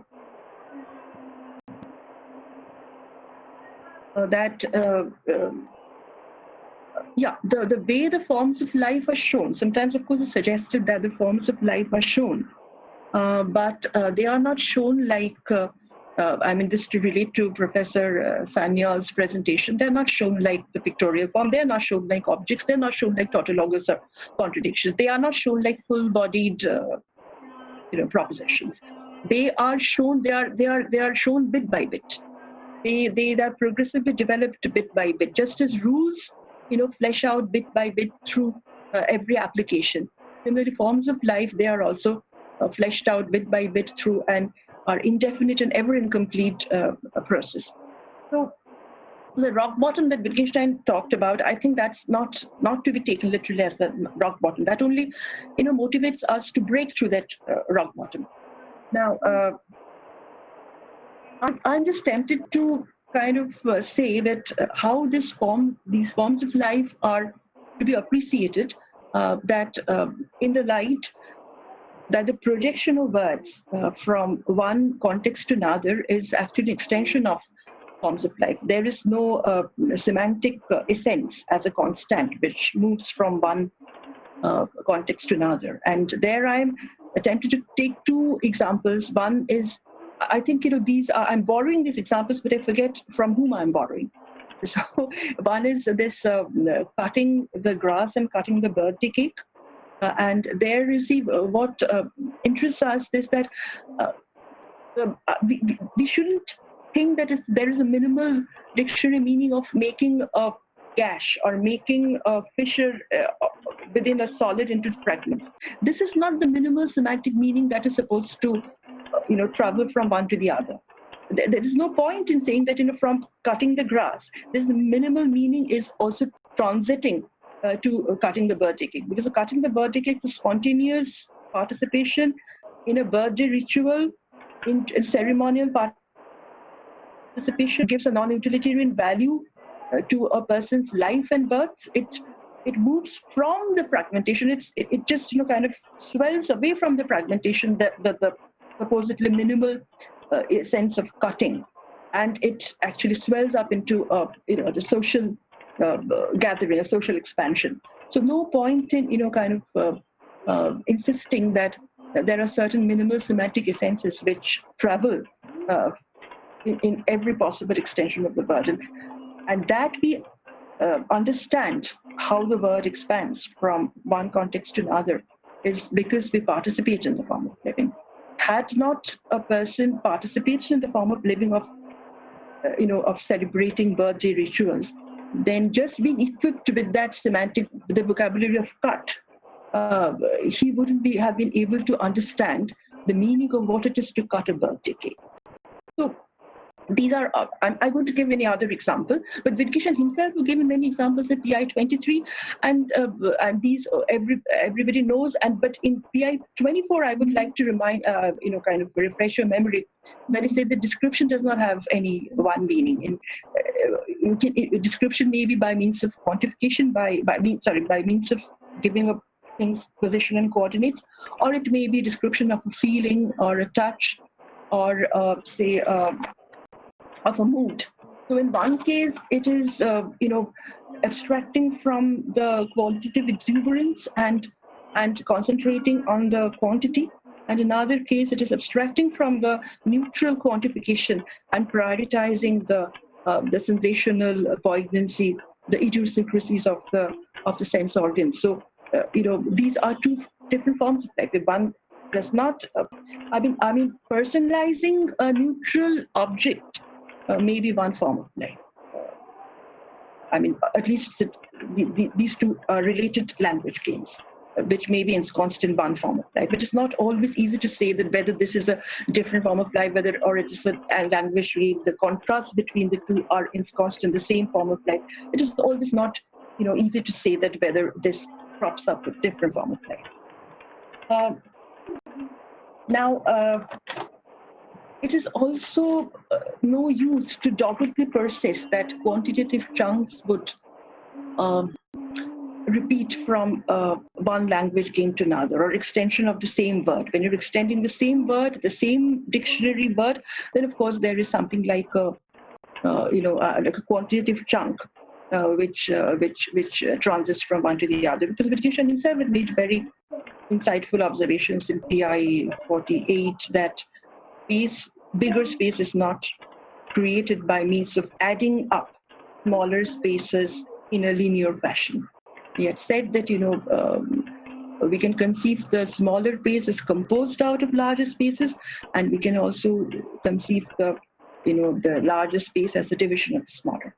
So I'm just reminding you of these things.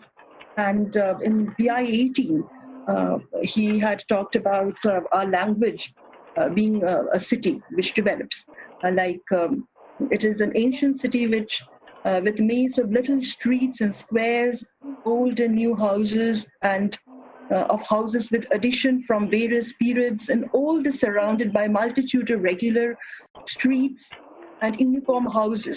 One can perhaps redescribe this picture of language as an ongoing construction of space, where we bend, we break, and we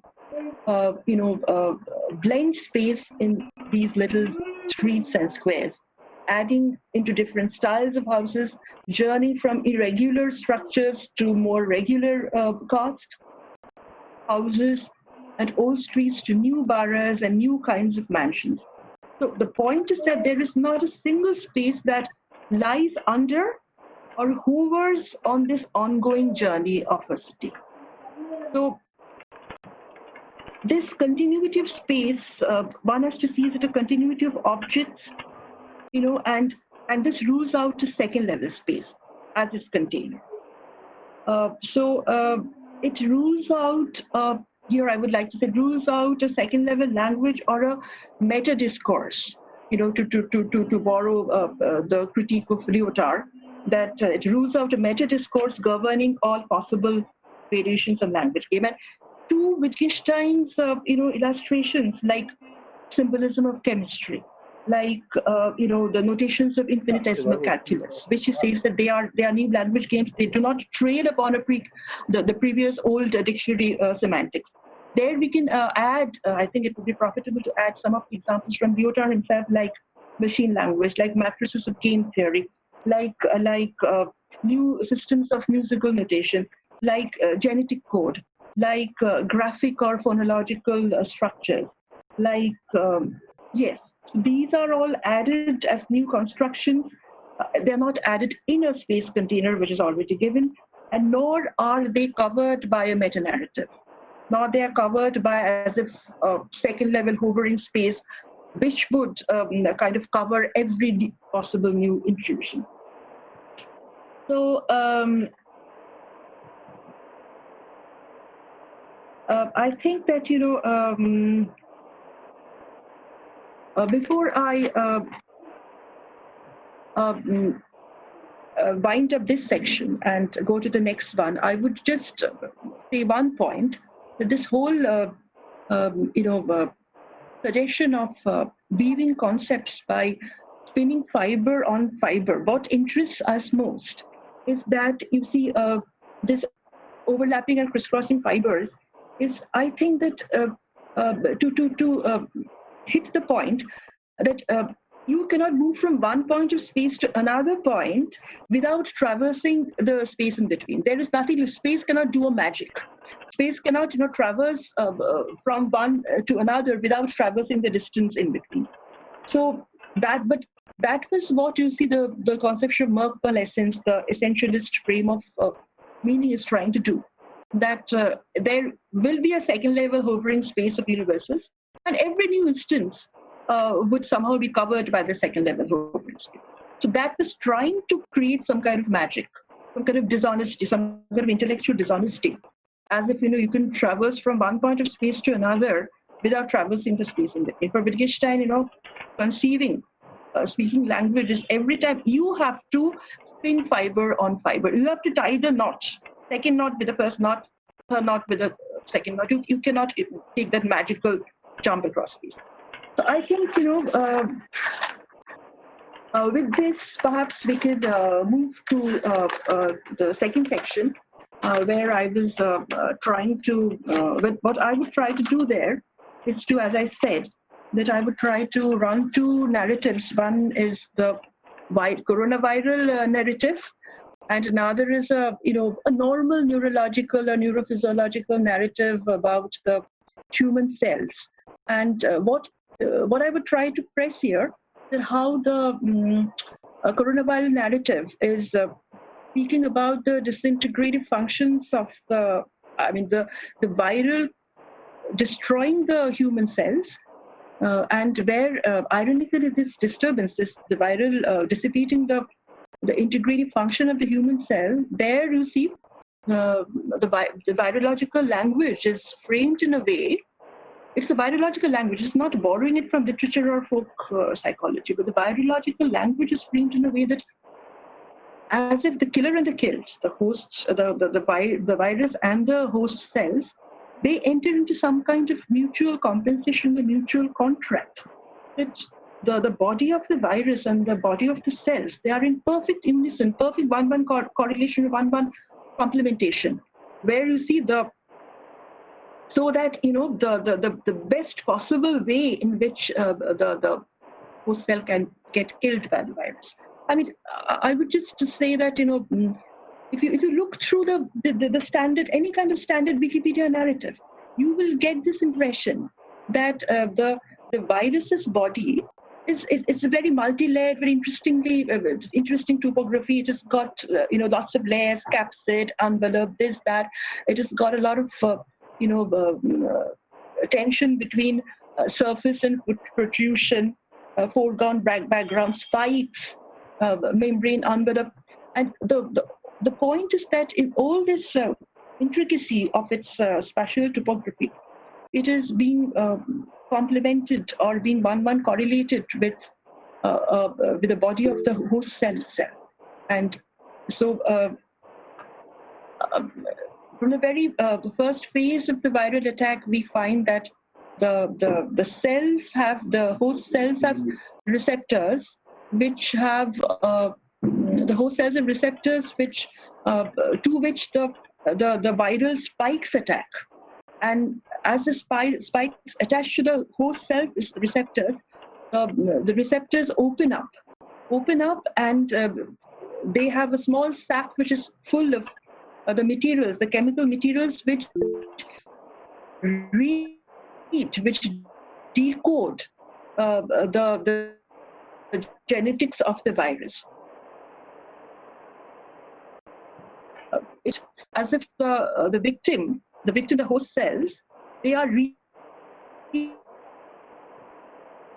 the fullest empathy and leading the door open. So it is the language of virology which is saying that the integrative functions of the cell is compromised ultimately by the disintegrative functions of the virus. So in every phase you see it is the phase of the first phase to the replication to the release. In all these cases, the host cells are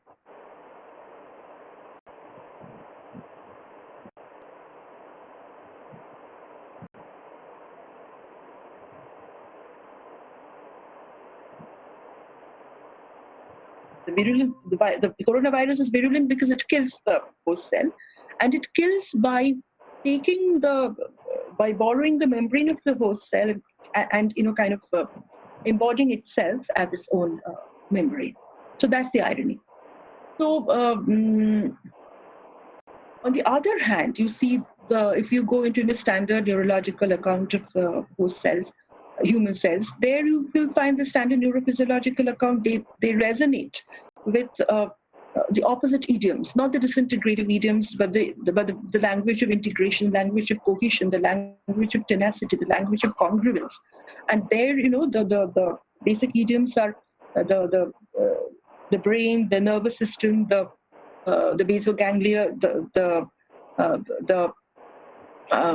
neurons, the axons, the dendrites, the synapses, the neurotransmitters, the neuromodulators, and the receptors, which are lastly the memory molecules. So, and with these notions, the kind of narrative that neurophysiology creates is where this neural space is very plastic because it is a lot of adjustments, readjustments. Each space of each neural space is marked with the whole. So there is always a kind of mutual competition, mutual adjustment and readjustment which are going on. And there, of course, in this neuronal flow of the chemical energies from one nerve, from one neuron to the other, from one synapse to the other, there are, of course, many lacunas.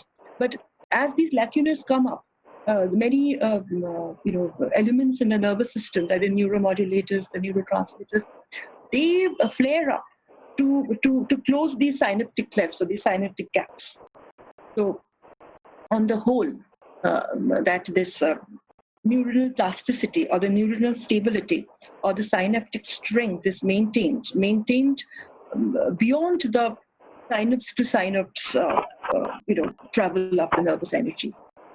And so here we find, in these two cases, we find two narratives. One is the virological narrative, where you see the integrative identity of the cells is compromised by as if by a pre-established harmony, or rather a pre-established disharmony. And on the other hand, the neurological narrative is speaking strongly in terms of integration, inherent action potential, inherent integrative or cohesive power of the human cells. And in both these cases, in the neurological narrative also, you find that just as the material substance of the virus and the material substance of the human cells are in perfect unison, here also, the material coating of the human cells. I won't go into the full mouth terminologies, but the material covering of the cells, the protein receptors, those also are perfectly balanced or perfectly geared up for the integrative sustenance of the neurological space, neurological integrity. So, and what is the purpose of running these two narratives is this, that here I would like to stress that this is one case where these two narratives, or these two language games, do not have a semantic essence in common. That is, you cannot say that the same semantic essence of cell, the word cell, it travels from one to the other. It is as much like we know that mathematics is a new language game. We can perform when there are two signs written on the paper or two signs on the computer screen. These two signs can be seen as a causal experiment, as two signs put on the material medium of paper, or they are typed on the computer. And the causal experiment, whether two signs and two signs would causally generate, physically generate through an interaction with the physical world some other units. That is one causal game. To upgrade this causal game to the mathematical game, we have to freeze causation into experiments. We have to freeze experiment to definition. We have to detemporalize the causal game. We have to see the process, and the main point of the freezing the causal game into a reason game is to see the process and the product as equivalent. To take the 2 plus 2 and the product 4 as a detemporalized one single cycle, to see one in the aspect of the other. Now, if one is not able to participate in this language game of freezing causation into definition, there of course that person won't be able to see that. I mean, here the point is that the numerals two, that is the word two, one or two or plus, no semantic essence, no semantic constancy would travel with the neat identity from the causal game to the reason game of mathematics. Yeah. So similarly, here also that, you know, I'm just trying to convince myself and to convince you that there is no semantic essence, constancy of the word cell, the human cell, that travels from the virological narrative to the neurological narrative, because the virological narrative, you know, is just fraught with a poignancy of this you know, kind of the destructive destiny of the killer and the killed conspiracy. So yeah. Now to go to my third part, do I have 10 more minutes, Purbayan? Can I have 10 more minutes to finish up? Yes, Didi. Yes, Didi. Okay. Yes. Sure. Please go on. And in the third part of my presentation, I would go back to common usage. So far, you know, we had been talking about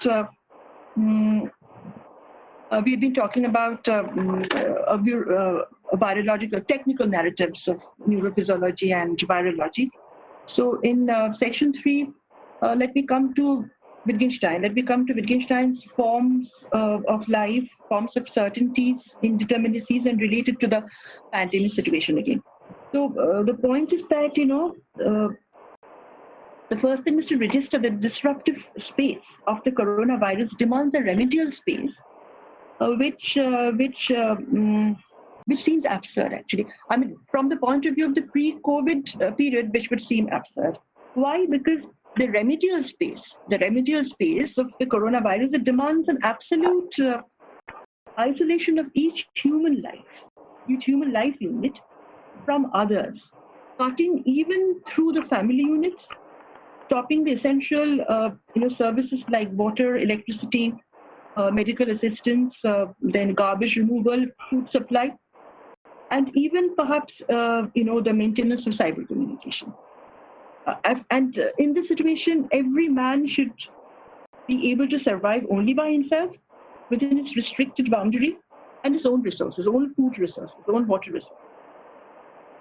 Patients will be delayed from doctors. Invalids will be isolated from their attendants.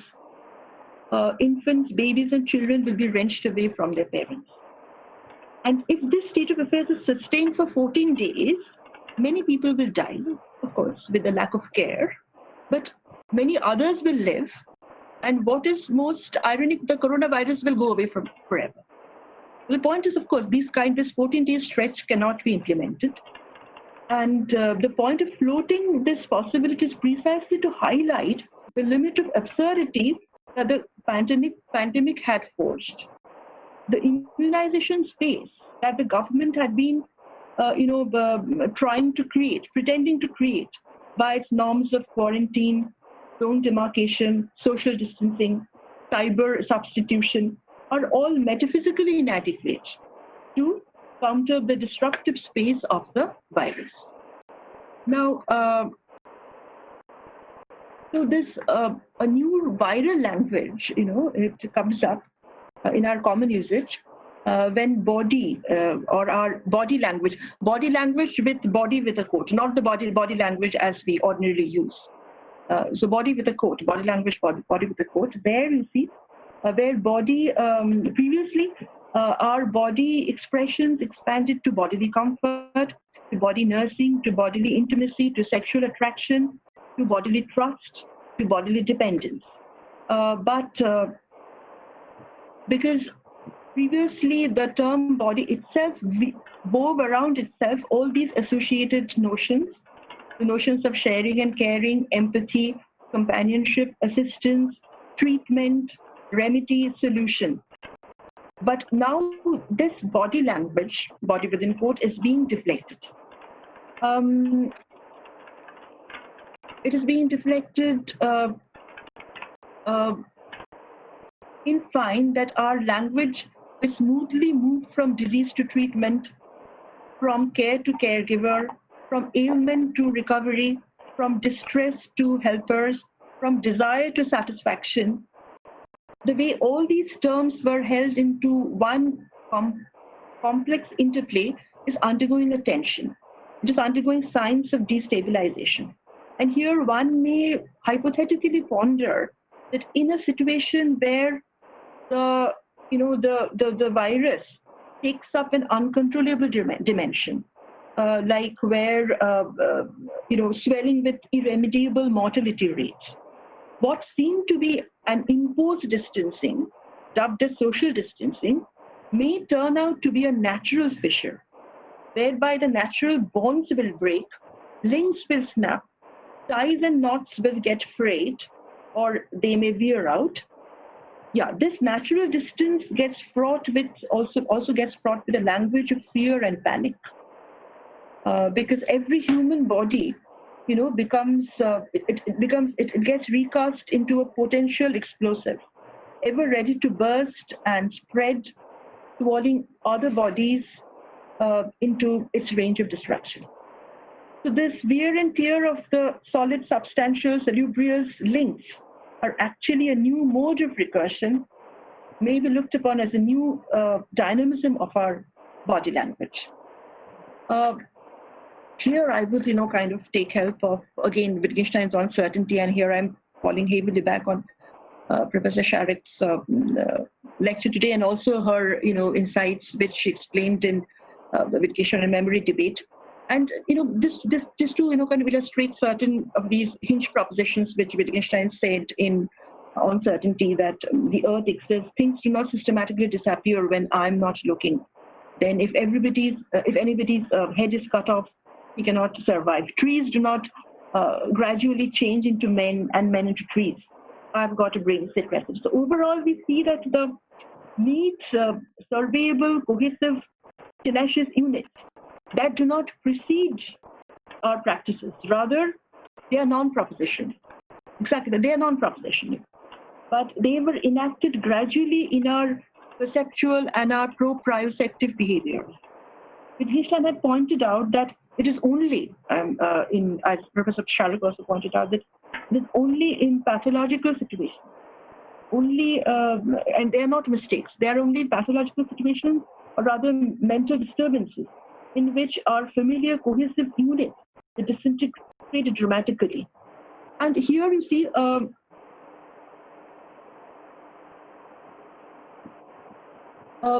we can attempt to flesh these anomalous situations with respect of certain other examples. Like I'm tempted to give the example of Alvano,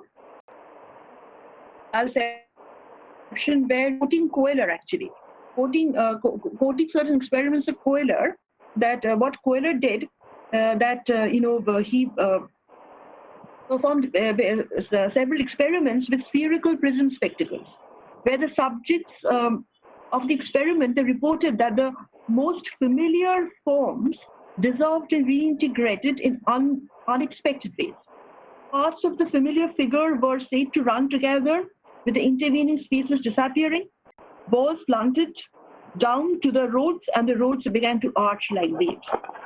So it is only in such exceptional locations and abnormal, extraordinary situations that which apparently give shape to our convictions that our bodies are integral, our bodies don't change their size abruptly. You cannot go through a body; they don't turn inside out. So these beliefs, these certainties, these determinacies, they cannot be verbalized, but they are shown in our ordinary practices, and they would hit us with a jolt in these exceptional circumstances. So I'm sorry, I'm just nearing my end. I would just like to hold your patience for 5 more minutes or 4 more minutes. So we can say that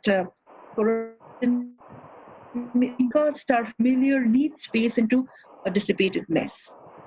Of course, if it is kind of stretched to an extreme, in the light of which our good old space is emerging as a non-propositional assumption, as a determinacy or a certainty, which cannot be structured into an atemporal, propositional, or a predicative structure. And the interesting ironical contrast with the spherical glass of which Gour used is this, that or some optical surgery where the doctor's probe looked like, it was a total messing up the space for those people who had, recently survived from their optical surgery. But how to differentiate that spherical glass experiment and the dissipation of the space which the coronavirus had affected? This is somewhat like this, that the optical surgery examples were aberrations or illusions, but the corona pandemic is not an illusion. Its disruption of the human cell is not a fantasy, but it's a reality. So at this juncture, if I can say that, a very interesting illustration which was a persuasion which was brought by Russell in his famous article, Mr. Strawson on Referring. There he was saying that if Earth had been like Mercury, approximating the temperature of the sun, what looks like ordinary physical objects with neatly integrated boundaries would disintegrate, thereby splitting up the apparent subject-predicate propositions into a series of atomic centers. This is a very, very interesting thought experiment of Russell, where he was actually, experiment with the mercury of this, the temperature of the mercury to break the definite descriptions into atomic centers. But of course, one can say that one can of course make a rejoinder against Russell, that in the temperature of mercury, our bodies, along with their perceptual and motor organs, would themselves not be available for registering this wonderful cosmological, ontological, and syntactic revelation. But virological, interventions of the corona has a more responsible truth claim. So it has a tightly framed theoretical structure, whereby it demonstrates that the virulent dissipation of the host cells affecting the vital forces that hold the body together and finally breaks it down. And thus the corona virulence is an occasion where our inactive presumptions that kept our body as well as our fellow human bodies together in one unit, they are exhibited. That is, and they are shown. Either they are exhibited, they are shown, are familiar forms of life of spatial cohesion, or they are challenged, but not as full-fledged, not as complete determinate propositional content, but as welling up bit by bit through a ongoing series of our primitive behaviors. Thank you. Thank you, Dr. Renakshi Mitra, for such an excellent and thought-provoking presentation. And it totally situates ourselves in the present scenario, where the relation between cells and the virus, the neurological narrative, the narrative from the point of view of virus, and also the survival condition, and thereafter, and the way you have related these things to Wittgenstein's philosophy is something to really think about, and it has really you have really presented a wonderful paper. So thank you once again, and I invite my colleagues, fellow speakers, or participants to raise. We are 10:46 now, so we will try to wrap up within 11. So if one or two questions, observations.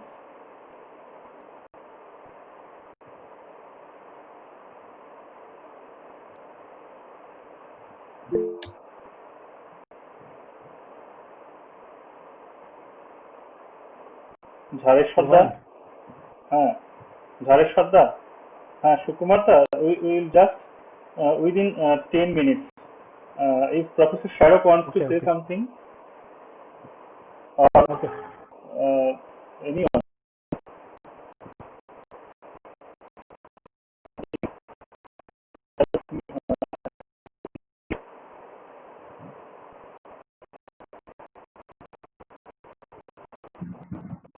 Mr. Sharok, please unmute yourself. Your audio is mute. Mr. Sharok, please. Sorry about that. Sorry about that. Okay now. Can you hear me now? Yes, yes. Yes. Okay. I was saying that I didn't have a great connection, and actually, I'm afraid, so I might have missed, not got your point quite the way you wanted it to come across.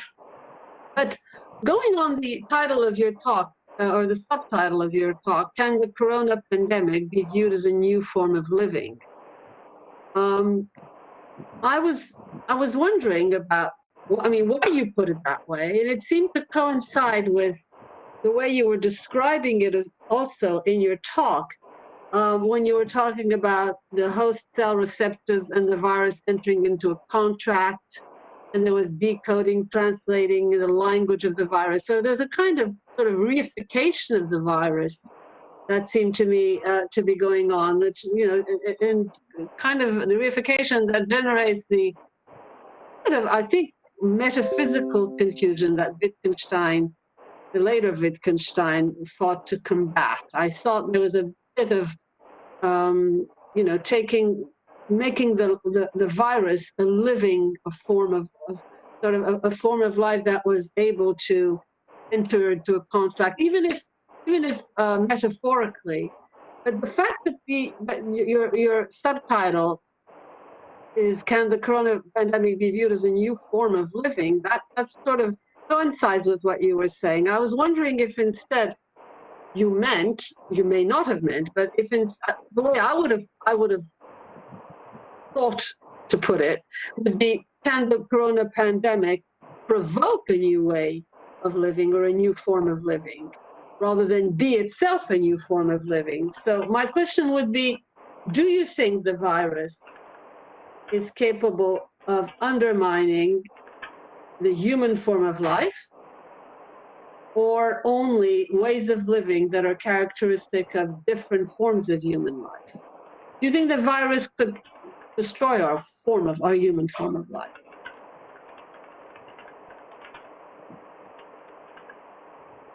Thank you. Thanks for your question, Professor Sharok. Yeah, I was just kind of toying with the idea that, you know, if it is possible that if the pandemic really gets into an uncontrollable dimension, then you see every human life unit would be ideally splintered from the others, and it would actually affect one's way of thinking. You know, that was what I was saying, that the natural transitions that we have from one body to another, from one body needing care to another body that would give the care, because we already see that certain, you know, forms of uncertainty, certain forms of distancing, certain forms of, you know, what should I say, that, you know, withdrawal of the essential services, people who are not affected by corona, they are also, you know, their life is being compromised due to an indirect chain, of course. But so I was just thinking that if this can be pushed to an extreme, where the natural transition which happens from within our body language, that is from that is body to language of the patient to the language of the doctor, language of the patient to language of the nurse, language one lover's body to another lover's body. You know, in this way, this natural transitions could be thwarted, or whether these natural links can snap. If I was just kind of teasing this, the extremity of the situation, that that is one point. Okay, sorry, go on. Can I follow up on that point before you go on? Because if, yes, sure. If the virus were to be such that we would have all of us would be isolated, then our human form of life wouldn't be changed. It would be annihilated. There would be no more human form of life. We cannot go on. We need to reproduce, we need to interact, we wouldn't have no longer a human form of life. So either the virus kills off human life, and that's possible, of course it's possible, or it can influence and transform our many forms of human life, in that it would not allow us to meet at restaurants, or allow us to go out and and go to university and so on, unless we do it by internet. So that would transform our various forms of human life, but not transform our human form of life. It would kill it, but I don't see how it could just transform our human. What would it be in our human form of life that it would change in order for it just to remain a human and not to be annihilated? Yeah, you're right. I think that even if the language gets splintered in this way, the background in which the transitions were natural, it is only within that backdrop that these flirting or these artificial splinterings would be seen.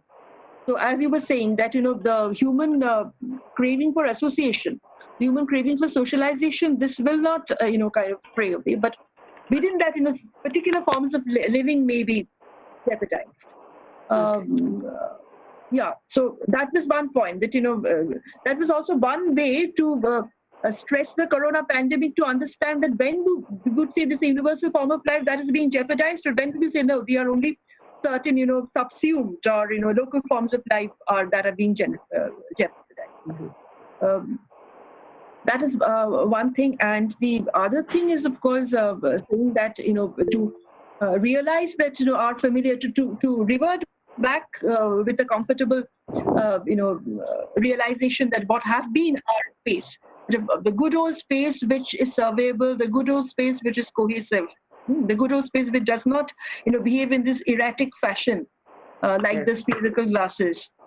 So that was one kind of stepping back. I mean, by pushing the extremes of the pandemic, that is one way to step back, to realize that okay, our good old space that is being kind of enacted to our behaviors. Dr. Navnik Chopra wants to ask. Just in response to what Professor Sharuk said, that we would have been annihilated, that is the extreme case, but what Dr. Nakshi is saying, there's a transitory stage, in between stage, when we are not completely destroyed, but significantly our form of life has been changed. So I think there probably it makes sense what Dr. Nakshi is saying. Yes, there is an intermediate state. You're right, absolutely right. Yeah. And I mentioned that in my paper. You're right. I should have been more nuanced here. Quite right. Thank you. Okay. No, let me say something that I think Professor Sharuk was saying that there is not a new form of life, because this new form of life is subsumed under a more generic form of life. That it is transitory. It is where you see where. Of course, natural transitions are getting destabilized. Natural transitions are getting disturbed, but it's not getting disturbed in the sense to affect a completely new form of life. We are sensitized to the realization that okay, we are not being able to do this transition, but that this failure of transition is not that kind of failure which happens in the case of when one language game is going to a completely different new language game, where a person who does not have a mathematical form of life will not be able to understand that how causality can be frozen into reason. This is not that kind of transition, I think. So, yeah, but like our gestures. May I? Or want to go ahead? Go on. Yes. Yeah. So, like in our usual socialization, we tend to touch a lot with each other. So when we share a joke, we do hi-fi, and when we shake hand when we meet each other. Now this thing is changing. I can see it in my vicinity, in my interactions. So now people say only namaste with a distance, and so if it goes on for a long time, really long time, say 3 years, and we are yet not destroyed completely, but so gradually a new norm would be emerging in our socialization, in social interactions. I believe since we are profoundly embodied and social beings, and if it is affecting in our bodily interactions with each other, so it might be a ground for actually bringing about a new form of life, which may not be radically different, but significantly different it might be. But it would be a new form of life, not the same human form of life. If it is not no, it will still be a human form of life in a new way, might be. That's what Dr. Navneet is pointing about. If not completely, I won't say not completely new, but significantly different. Yes. A new form of communication? Communication, obviously, it is a new form, but I think spirituality is so deeply ingrained in us being that gradually it will transform our being as well. And quite similar to what Wittgenstein says, if lion could speak, we would not be able to understand it. So we would be different species, might be. It is I'm putting it in radical terms, new species, but deliberately it's a little provocative way of saying that we would be kind of new species if it continues for years. No, may I? Yes, please. No, like thinking of becoming a new species is a bit too ambitious, I think. Yeah, It might obviously. be that within a year or two, the virus totally kind of disappears, or we have a vaccine or something, and we will not even, go back to the kind of behavioral changes that we have taken on. So, as like initially, Professor Sharak was also talking about when she said that she's not an exclusivist, that there are different senses of form of life, and one is the biological sense, which is like the human form of life, and the other is the cultural sense, in which sense we can talk about different forms of life. So within that idea of forms of life which are cultural, there are changes taking place all the time, and this experience of this viral attack has brought on some changes which might persist or which may not persist, so which may lead to a different kind of form of life. It's difficult to say what kind of changes actually can be difficult to conceive. It's difficult to conceive. A different form of life. So we have to be careful regarding what kind of changes we should be taking as significant enough to term that kind of change as bringing about a new form of life in the multifarious sense, in the cultural sense. The human form of life changing into some other human change species, that is a really tough one. That is like will take millions of years, maybe. That is just provocatively I said. Yes. There might be new cultural manifestations. Yes. I'd like to reply, but it's not for me. I say something so that you can continue after that.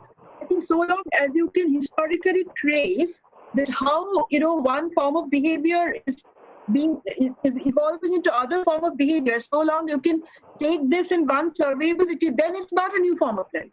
It's not new form of life will not if it is teachable, if it is communicable, if it is traceable historically, if it is historically explicable, then it is explicable, then it's not a new form of life.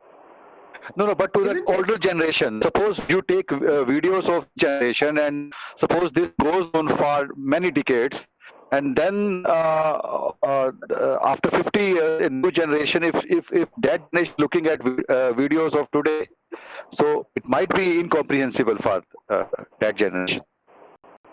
But what kind of thing? I mean, you would have sociability would have to be there. Otherwise, you don't even get a new generation. There's no procreation. We cannot conceive it right now. How, in what shape it would be very different, but I think possibility is there.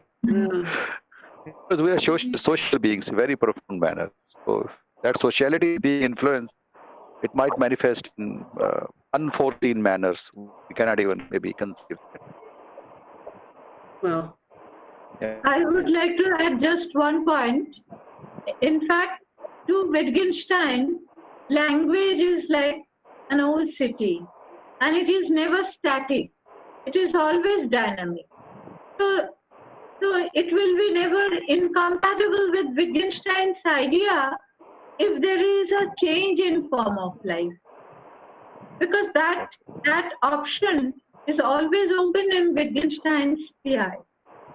This I think, because if life changes, if form of life changes, yes, naturally language will also go unchanging because language never remains static. but languages change. Languages are part of various forms of human life. The fact that we all have a language is what's part of the human form of life.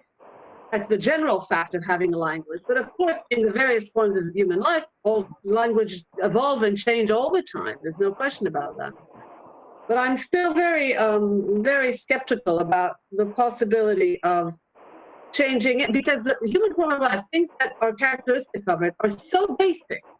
You know, we're not talking about just communicating or you know, we're talking about things that are so basic as for them to not be there anymore, as Wittgenstein says, you know, for people not to express feelings anymore. They're not human anymore as we know it. Now, we may have evolved into a new species if we don't talk about our feelings, express our feelings anymore. If we don't procreate, you know, only by test tube, I mean, only, you know, in non-physical, bodily, sexual ways, then are we anymore a human form of life? No, but certain external changes cannot be so damaging, because I think that human beings are not so fragile that certain external changes will change them drastically in so quick time. Even if it changes, it will take years after years. It is not so easy that kind of change will come so easily. I must apologize. I must leave now. So thank you so much for a wonderful day, and I'll see you all tomorrow. Thank you so much for Thank you very much. you have come to the end. Thank you. Thank you, Very Sharon. much appreciated. I request Dr. Sukumar Chandra Rai, Associate Professor of Philosophy, to please deliver the vote of thanks. Thank you. Thanks to all of you. We have come to the end. Just Dr. Roy will offer the vote of thanks. Dr. Roy, please. Thank you, Purvan. It's 11. Thank you, Enakhi. Good night, everybody. Thank you. Yes. Thanks, Purvan. Thanks, Purvan. Kumar Chandra Rai. Hi, Navneet. Yes, madam. Hello, madam. Bye. Thank you. Bye. Okay, thank you everyone. It was a wonderful evening. Thank you. Bye. Bye. Thanks. I want to rely on the Department of Philosophy, University of Gour. It remains a pleasure to take the opportunity to propose the vote of thanks to the distinguished speakers and participants in the first day of today's seminar webinar on determinacy and indeterminacy meaning from Wittgenstein's perspective. First of all, I would like to thank our Honorable Vice Chancellor, Sir, Professor Chanchal Chaudhary, for delivering and always been a great source of inspiration. We are very much delighted and proud to have Dr. Daniel Moal Taraf, University of Hertfordshire, United Kingdom. We convey our profound gratitude and regard to you, Madam, for enlightening us insightful and thought-provoking ideas in today's webinar at our department. Thank you so much, Madam. We want to express our heartfelt gratitude to Professor Indrani Kanal, former Professor of Jadavpur University, being with us and delivering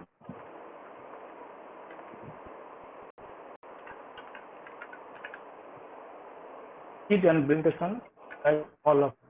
Thank you, madam. Our sincere thanks goes to Dr. Enakshi Ray Mitra, University of Delhi, accepting our invitation and presenting and sharing wonderful ideas on Wittgenstein's notion of determinacy and of life, as well as new forms of living due to pandemic situation. We are very much thankful to our participants, elaborate research scholars, distinguished professors, teachers from other universities have made the webinar possible by attending, commenting, asking questions. Believe all the participants enjoyed the webinar very much. And all are enlightened, and this eminent speakers of today's webinar. Also extend thanks to all whose names are not mentioned here, but have contributed conducting the webinar in a different. Once again, I thank all. Thank you. Good night. Well, Take care. Thank you. Thank you, Sukumar Das. Thank you. Professor will, yes, thank you. We'll meet Good night. tomorrow again at 7 p.m. sharply. Thank you each and everyone. Thank you, Dhareshwar Da, Jyotsnati. Thank you. Thank you. Good night. Good. Take care. Tomorrow at 7 p.m. sharply. Thank you, Dr. Navneet Chopra also. Thank you, ji, thank you. Yeah, we'll meet. Good Yes. night. Thank you, Anirban sir. Thank you. Good Yes, night. yes, good night. Good night. Thank you, Korobi. Shogun, Korobi, everyone. Shabanda, everyone. Korobidi. Okay, so Okay, we good night. have to store our energy for tomorrow. Good night. Take care, everyone. Good night. Good night. Good night.